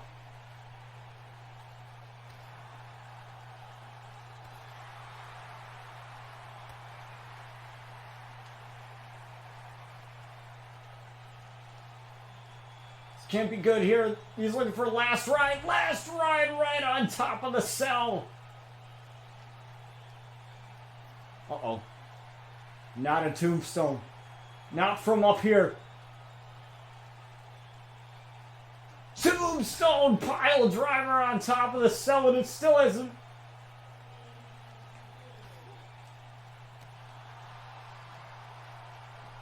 It still hasn't broke.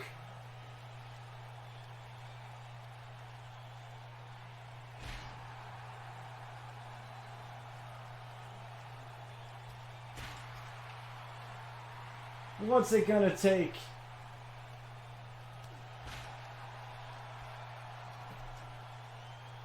I honestly think that Chris Danger might even get injured again, and he just came back. He just came back. The last thing Chris Danger wants here is to be injured again, but the Undertaker goes through the cell.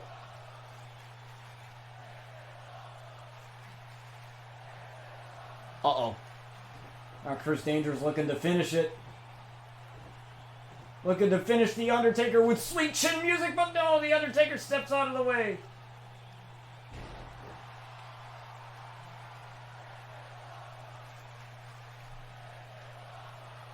Uh-oh. And a choke slam right to Chris Danger. And he's motionless. Absolutely motionless right now. Uh-oh. Another tombstone. But Chris Danger somehow got out of it and taking out the knee of the Undertaker. His knees can't be that good anymore with him being at the age he's at right now. But Chris Danger gets the win over the Undertaker by taking out his knee.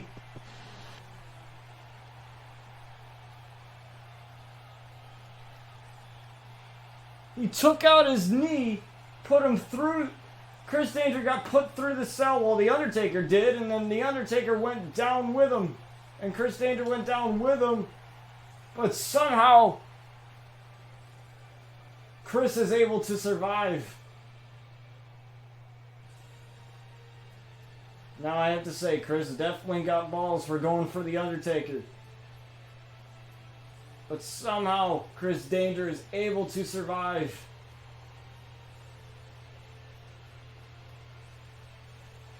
I have no words right now.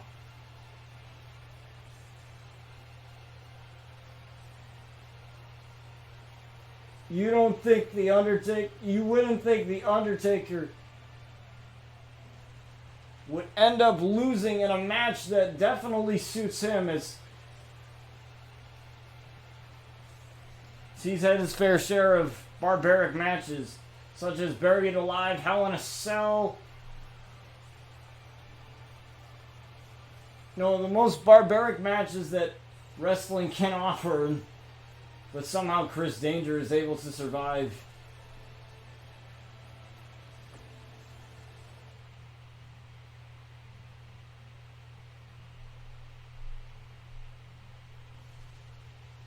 We have our main event.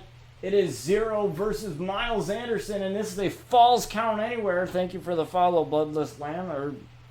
Okay, there we go. I made sure to pronounce it right. I had to look at it twice.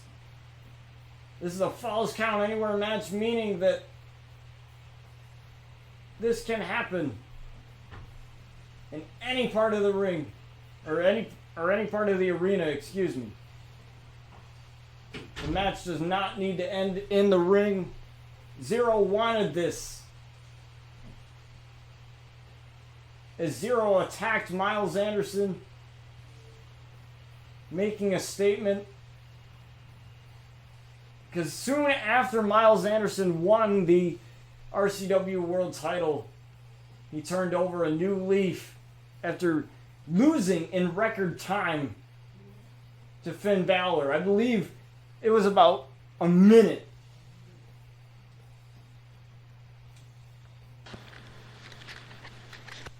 That match took place.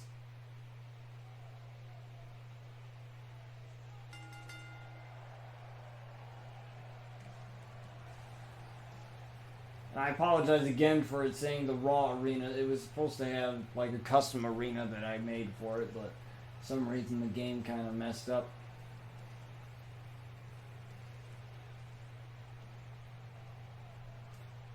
As Zero is making his way out here, and that Zero Tolerance shirt, that shirt is on my merch store. You can enter the command, I believe it's the command merch there, and you have access to that. It'll give you a link to that. I don't own that particular shirt, but I own a couple of the shirts that I've gotten from Teespring, and which is the guys that I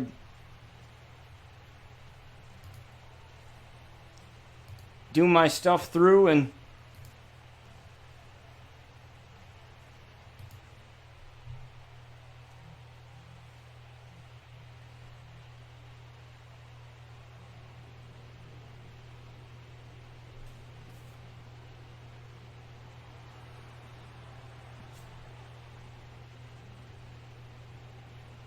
And I would have to say that, when I design those shirts, they have a really good design suite. So if you're ever looking to, make shirts for whatever reason,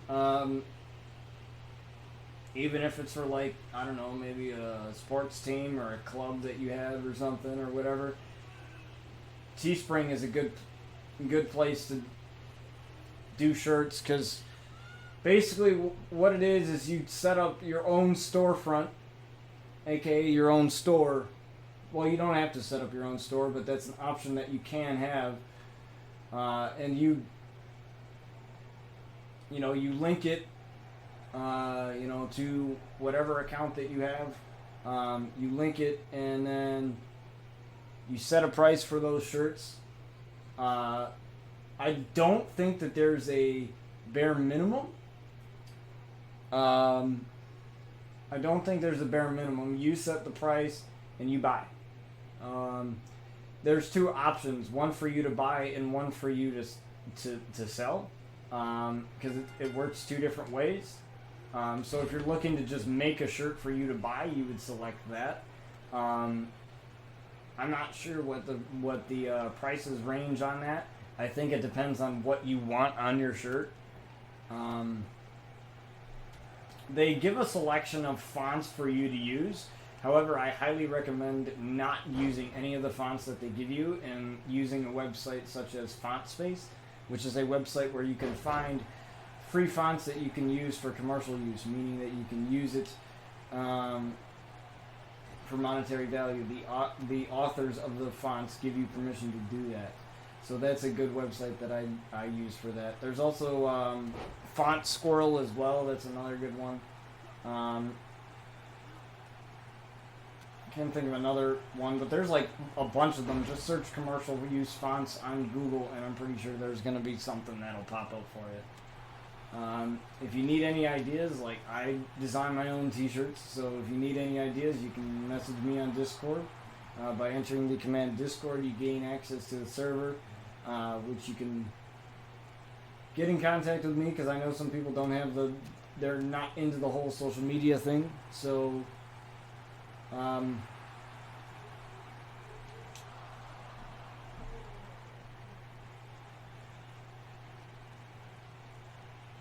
so that's that. And they do when you do your design, they show you, like they tell you if the print quality is going to be great. Try to strive for that. I believe to make a t-shirt, your template should be 11.9 inches by 17.9 inches. And you have to center it. You would want to center your design, because you would want the design to be on the center of the t-shirt, at least for the front. If you want something on the back, it's a little different, because I don't really see, unless it's like some like band t-shirt with like tour dates or something like that, I don't really see designs on the back of a t-shirt being centered. Most of them are like either upwards or a little bit to the left or whatever. It varies. But on the front, it's usually centered. So make sure that happens. Otherwise, it's not going to come out the way you want it to. And it's not going to look good. You can definitely like go to YouTube and just look up tutorials on it. And they will find you some tutorials, and you'll be able to watch them. They're pretty simple. It's not that hard to use either. Like, I've never designed t-shirts before until a couple months ago, so I was familiar with graphic design, obviously, but I've never like designed t-shirts. But Teespring makes it really easy for you to do that, and they're in charge of all the printing. So basically, all you have to do is design the thing, set your price, and there you go. And if you choose to, because what I did was I set a price for my t-shirt, so maybe I think $15, I think, and then I bought it from my own store, meaning that I bought it at a price that I felt I was comfortable paying for a shirt. So that's kind of cool. You can actually buy your own shirts from your own store. So that way you don't have to pay like $30 for a t-shirt. Or something ridiculous. They also do hoodies and accessories and all that other good stuff on there as well. So if you want to go the extra mile and do that. What the hell kind of move is that? You you can go ahead and do that. I don't even remember assigning that move to his moveset, but that was actually pretty sick.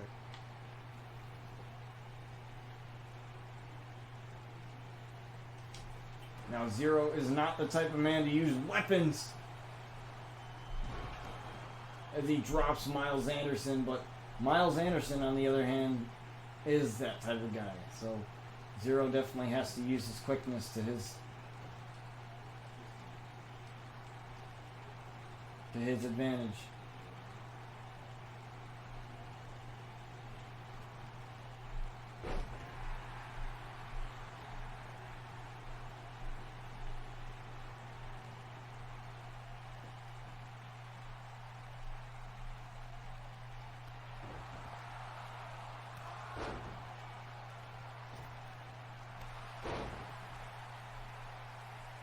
As Miles is looking for a way to come back in this match. But I figured I'd tell you guys that because some people wonder how I got all the t-shirt stuff together, and I think it's really cool.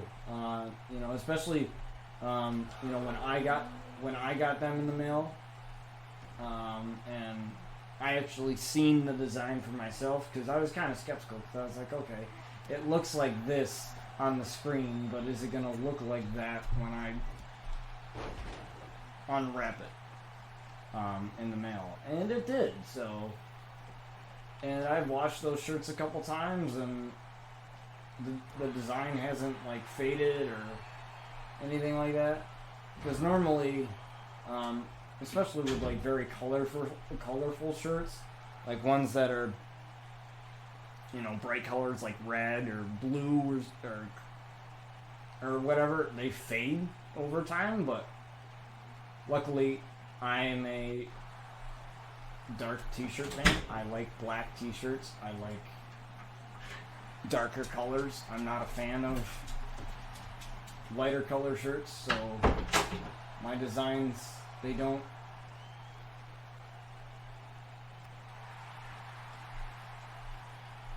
fade.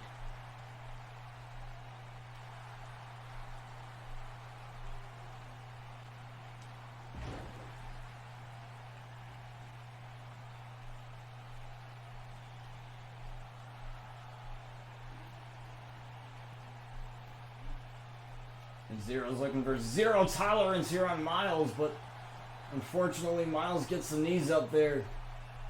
He's got to knock the wind out of Zero a little bit, but Zero firing back with an F5.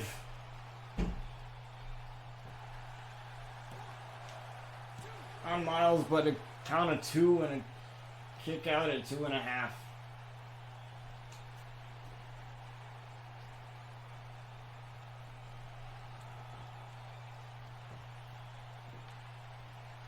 Oh, and Zero realizes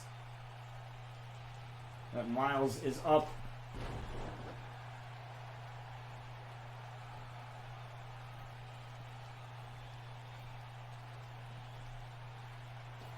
But he hits zero tolerance this time, looking to win the title. And Miles with the kick out at 2.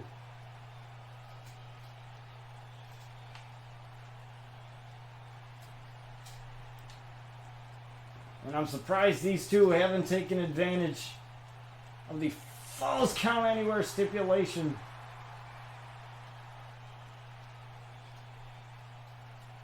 But they will now.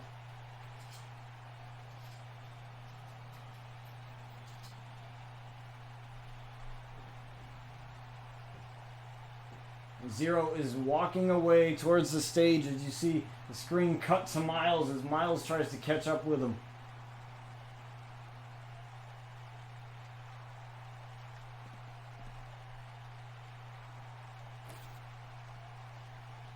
And Zero doing a little bit of redecorating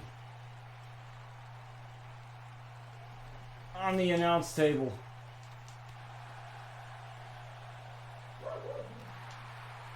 A little bit of a reversal there and a spine buster right on the stage. And Miles saying that's it. Again, it's a falls count anywhere match.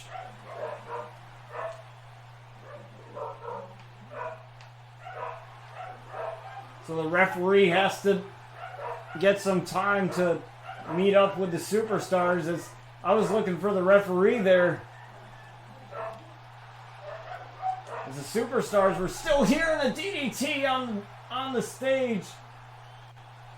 1, 2, and no, Miles with the kick out.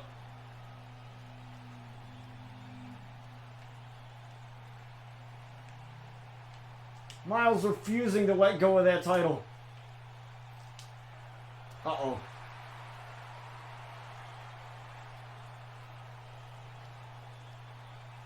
Zero looking to crush Miles here. Put an end to his reign. Grabbing him in a choke slam through the announce table.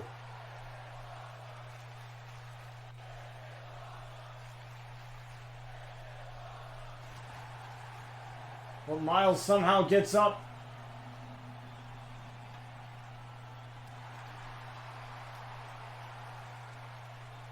And Miles may get dropped here, and he got dropped right on his back.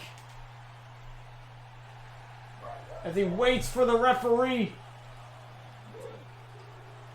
And Miles is lucky. The referee taking a little bit too long.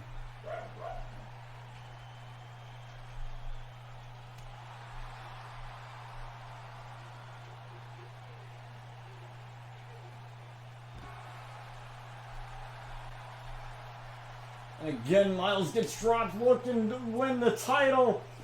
And Zero is the new RCW World Champion.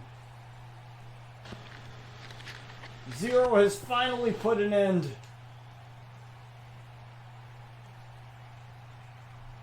to the reign of Miles Anderson, and somehow he got back in the ring to celebrate, although I really wish that they would just let you celebrate outside the ring if it's a Falls Count Anywhere match, but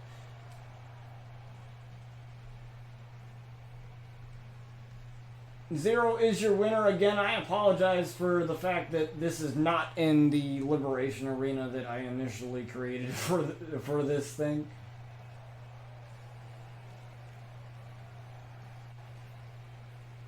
But Zero is the new RCW World Champion after beating Miles Anderson. It has been a great season.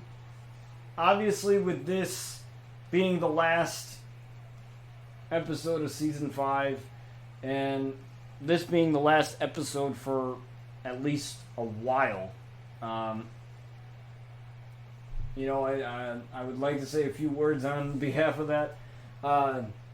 You know, we've done, let's see, 1, 2, 3, 4.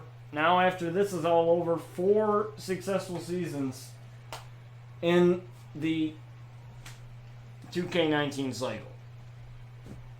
I would have loved to have done more, maybe about 5 or 6. That is my goal for 2K20. Is with more stuff to do. One of my goals is to do more seasons of the game. Or more seasons of the show, I guess. Per game. I want to like push it to 5. The reason why I'm quitting now is because I want to focus on the other content. I want to focus on the My Career Universe modes, or at least on Luna's half. On Luna's part, I want to focus on the YouTube side of things as far as content. Plus, with Jakara Action Arcade Wrestling coming out in the fall, it's coming out for PC.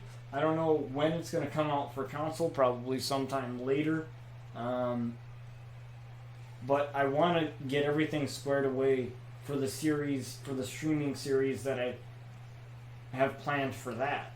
When that game releases, because we'll be starting a brand new wrestling show, kind of like this one. But obviously, with Jakara being an arcade game, meaning that it's less simulation based, so it's going to be less realistic compared to this. Because obviously, this is supposed to focus on what you see on TV and the replication of it on TV, which is cool and all. It's great. I love it. I'm not saying that's a bad thing. Some people like the simulation stuff. Some people like the arcade fun stuff. But I miss the arcadey wrestling games. You know, the ones where you could just do anything. Because video games are meant to be not realistic. They're not meant to be realistic at all. They're meant to be fun, right? You know, they're meant to be video games, right? You know, that's the whole point. There's a reason why we play video games, to escape from the real world, not to go into it. But it's nice, though, that, you know, they try to make a game as close to its real-life counterpart. You know, especially in sports games. So, don't fret. I mean, you know, it's gonna suck for me because I love doing this series and you guys love seeing this series, so it's gonna suck for me not creating it. But we got, let's see. Let me Google it. Need to Google this.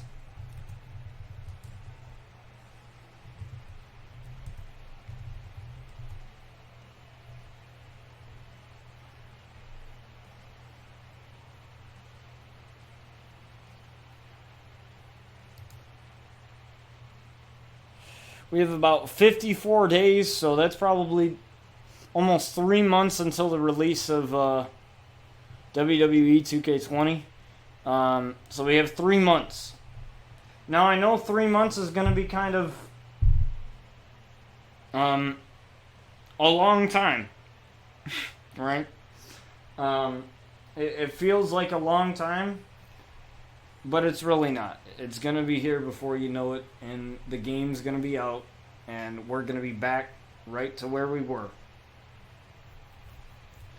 Please keep in mind that it will take me a little bit of time to get everything squared away again. Obviously, with the creation of the Zero and some of the cause, or the creator wrestlers, rather. It'll take me a little bit to create the Outlaws and to create the wrestlers that I actually want to bring back. But I made a realization this year with doing the show, like this game cycle. By what I mean by this year is that creating wrestlers in this game is a hassle. Meaning that, like, you don't have to make them really detailed if you don't want to, but I do because it's fun. It's more creative. I have a lot of fun doing it. Making the movesets, making the pants, and using my own designs for these wrestlers. So it may take a little bit of time for me to do their movesets, but with that being said, I know there's some of you that have Xbox as your console, that is your thing, and you may have WWE 2K20 or 2K19, whatever. What I usually like to do is I like for the viewers to be a part of the show. Not just by helping me create storylines, or by giving me feedback on how this season went, because this is your opportunity, guys. Basically, now that the season's over, with this being the last episode, or the season finale, if you will, what I like to do is we have 3 months until the game comes out. So that means you guys have 3 months to give all your feedback to me on how this season went, how you felt the show went through 2K19, because, like I said, we're waiting for the next game. So it's going to be a little around the same. Case in the God, thank you for the follow.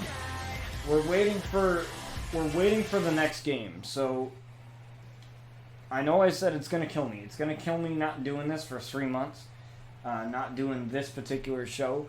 However, I will still have YouTube content to satisfy that. I will still have the Botched Calls YouTube series, which, in case you don't know what that is and you're not familiar with that, that is a series where I turn the AI on legendary difficulty. So that is the highest difficulty in the game. And I don't control the match. I let the AI battle each other. And I call it like I do these matches, except I play these matches. So that is a series that'll still continue, because that doesn't take much to produce. That's not going to take much to replicate. That's just me selecting 2 wrestlers and calling a match. But here's the thing. I have a bot in my Discord. If you enter the command Discord, you can gain access to my server. And I have a bot in my Discord, and it's called a poll bot. So I'll enter a question, and you guys can answer it. Like, you're given choices, and you guys answer it. I do polls on my Twitter and on my Discord, where I give you guys 2 choices. And those 2 choices are 2 matches that I could call. Somebody versus somebody and somebody versus somebody. And the highest amount of votes, obviously, is the one that I do per episode. For an episode. And I edit them. I put their entrance music in there, and I call the match, and I do it as like I would do it with any other wrestling match that you see on TV. So that's not much of an issue, doing that series, as well as the My Career Universe Mode series, because that's pre-recorded.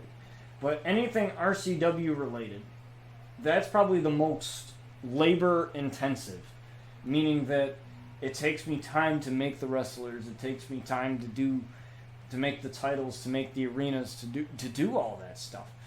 But the good news is all the logos that I have for the titles, for everything's on my computer. And it's stored, and it's backed up, and it's not going anywhere. Meaning that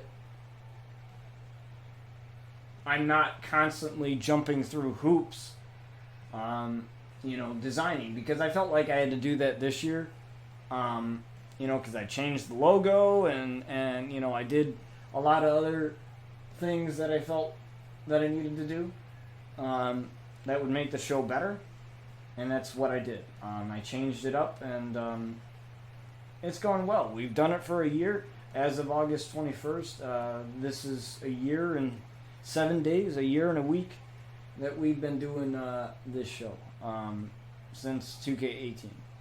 I plan to continue it through 2K20. I already have the game pre-ordered, so it's just about waiting for the game to come out.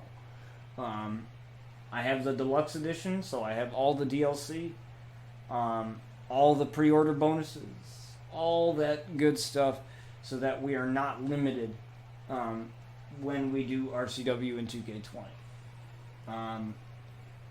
I'm excited for mixed tag to be making a return, which means a man and a woman can tag together.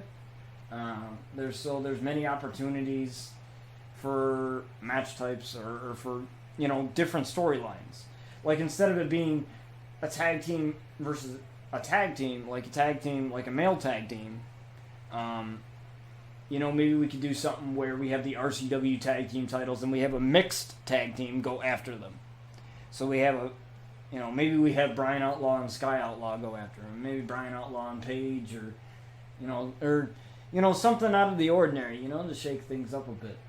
And that's what I like doing.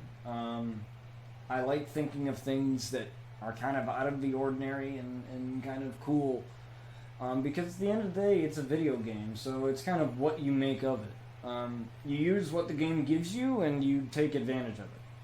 And that's what a lot of content creators fail to do, in my opinion. I think, or at least the ones that I watch are intensely creative, because I watch a lot of wrestling, gaming guys that create stuff through the WWE games or any other wrestling game. And the guys that I watch, they're amazing at what they do. But I feel like there's a lot of people who bash the 2K games for not being as user friendly, or which I can agree in some instances, but the fact that you can upload your own logos through their image uploader and do this sort of thing is really cool.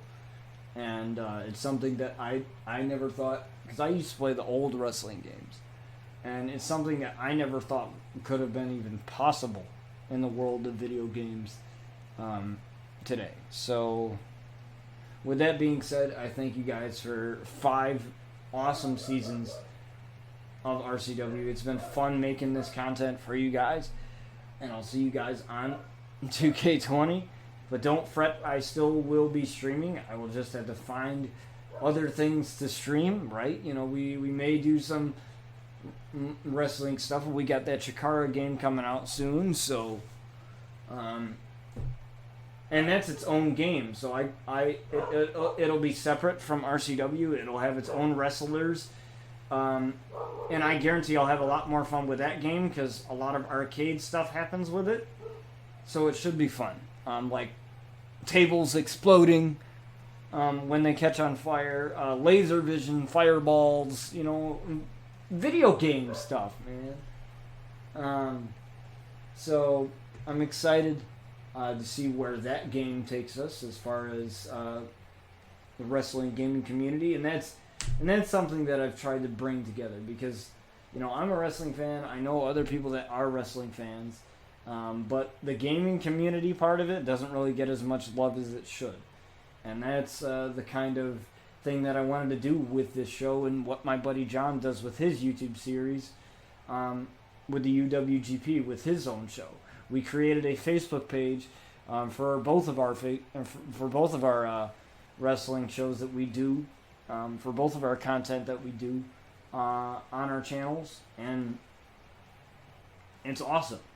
We've gotten about, I think it's at up to 20 likes now. The page hasn't been up for that long, but he thought of it as a good idea to bring, because he's on PlayStation, he's on PS4. There's no cross-plat. There's no cross-plat community creations. There's nothing like that. But we thought that him being on a different console and me being on a different console, I could bring the Xbox community together and he could bring the PlayStation community together. And thus bring life back into the WWE 2K series, or the wrestling gaming, I guess, industry, if you will. In the sense that, you know, bring back the player base, show people how fun this game can be, or this game or any other wrestling game can be if you are creative and if you use what the game gives you. So, you know, it's been awesome creating this content for you guys. I can't wait for 2K20. I'm really hyped for that. It's probably the most hyped up game every year for me. Since starting this show, it's been I get hyped about it. I pre-order it. I've pre-ordered 2K18. I pre-ordered 2K19, and I pre-ordered 2K20. So, I'm not sure if I get early access to it because I got the deluxe edition, but if I do, that gives me more time. That gives me more time to create what I want to create with it. So, I would love that. So, again, you guys are awesome. And, you know, I thank you guys for making the show what it is.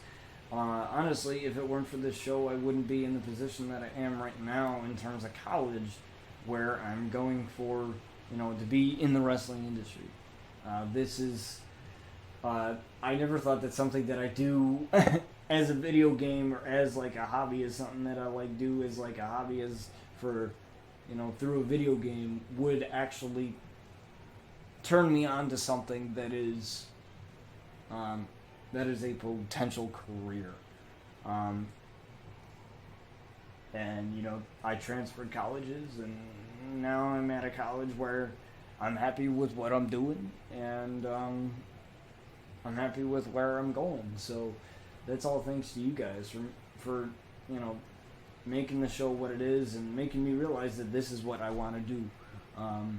You know, and this is what I do every day. This is once, you may not know this, but once the stream goes off, I'm always thinking about wrestling in the back of my head. Even when I'm in class and I'm supposed to be paying attention. Like, I'm paying attention, but at the same time, I'm thinking, what could I do in RCW that would be dope? You know, or what could Raw do or SmackDown do that could be better? Or what could Impact do? Or what could AEW do? Or, you know, what would be a dream wrestling match or whatever? You know, I'm always thinking about wrestling every second of every day. So, you know, it's fun, and I thank you guys for allowing me to share my story with you guys. The Outlaws are very personal to me.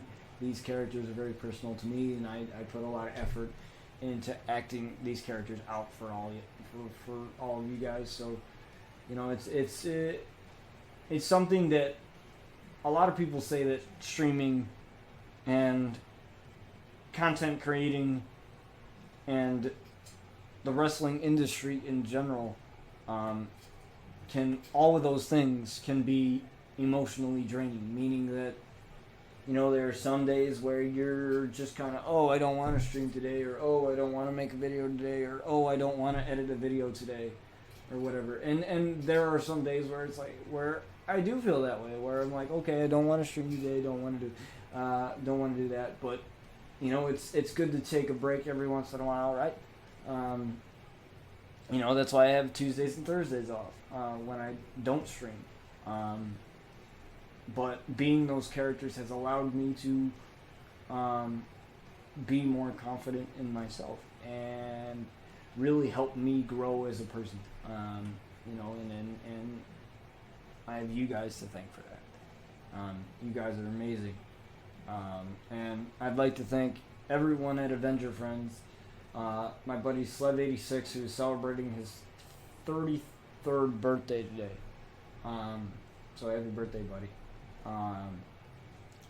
But the amount of support I've gained, and the amount of people that I've met through this and through streaming is ridiculous. My buddy Slev, he made a comment saying that we should stop using the term IRL in real life, because he views everyone that he meets through streaming, or like the people that stay there, the people that support him, whatever, as his real life friends, as if they were people that he knew in real life. And what's really cool is he actually got to meet some of those guys that supported him. He got to meet the real Fat Tony. He got to meet Disease. Guys that he was playing games over the internet with. And that's kind of crazy. But it just goes to show you just how close that you can get by doing this, and the people that you meet through it. It's ridiculous how the internet has changed everything, where we often like to badmouth it as a society, but I think it's a great thing. It's just stupid people using it. But anyways, thank you guys for joining me today. It was fun. For the season finale, I always have fun doing the pay-per-views. Those are my favorite ones to do. Obviously, for the content-wise, I said something at the beginning of the stream where I said that I would be recording content on my Mac. And the reason being is because I have a 4-hour break in between classes, Tuesdays and Thursdays. Meaning that I have 4 hours with nothing to do half of the time. And maybe that's because it's this only second week of me being in college, but even the classes that I have don't have a lot of homework. They don't. Most of them are, you either do your in-class stuff, and the other stuff is like long-term stuff, like projects and things like that are like long-term that you don't have to worry about just yet. And obviously you got tests, which you just study for them, and that's it. So I'm kind of left with 4 hours with nothing to do, so what I'll be doing is I'll be recording the content through OBS on my Mac, and then editing it through iMovie on my Mac while I'm at school with 4 hours of nothing to do, and then, that way I don't have to worry about editing them when I get home.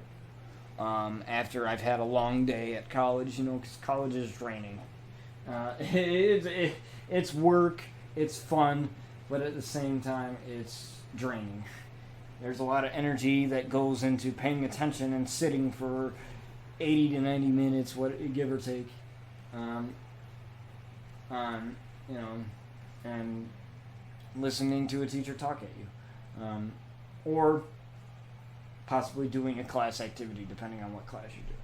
So that is where I see the content going as far as the YouTube wise. So I just wanted to say that real quick, because that's something I said at the beginning of the stream. So with that being said, thank you guys for another great season. It's been fun. Trust me, I will get right on to writing the stuff for season 6. It should be fun. We should have a lot of fun, and I'm really excited to talk to John, my buddy John, and everyone else that helps me out with the script writing and everything that goes with the show. And yeah, we should have a hell of a time making new storylines for you guys and thinking of new scenarios for you guys to watch unfold. So thank you guys for everything that you do for the channel, and everything you guys have done for me over this year and a week of doing this show. It may not seem like a long time, but if you look at how much effort has gone into this, it's kind of those too late to turn back sort of thing. And I never want to give it up. It's something that I enjoy doing and something that you guys enjoy doing with me. So it's fun, and I will probably be streaming Friday, maybe. That's the 30th. Okay, so that's 30th. Okay. I don't know what I'll be streaming on Friday because I'm used to streaming wrestling, so we'll figure out something. But I'll probably be like playing some Rocket League with friends or something ridiculous. So, thank you all, and I will catch you guys on the next stream.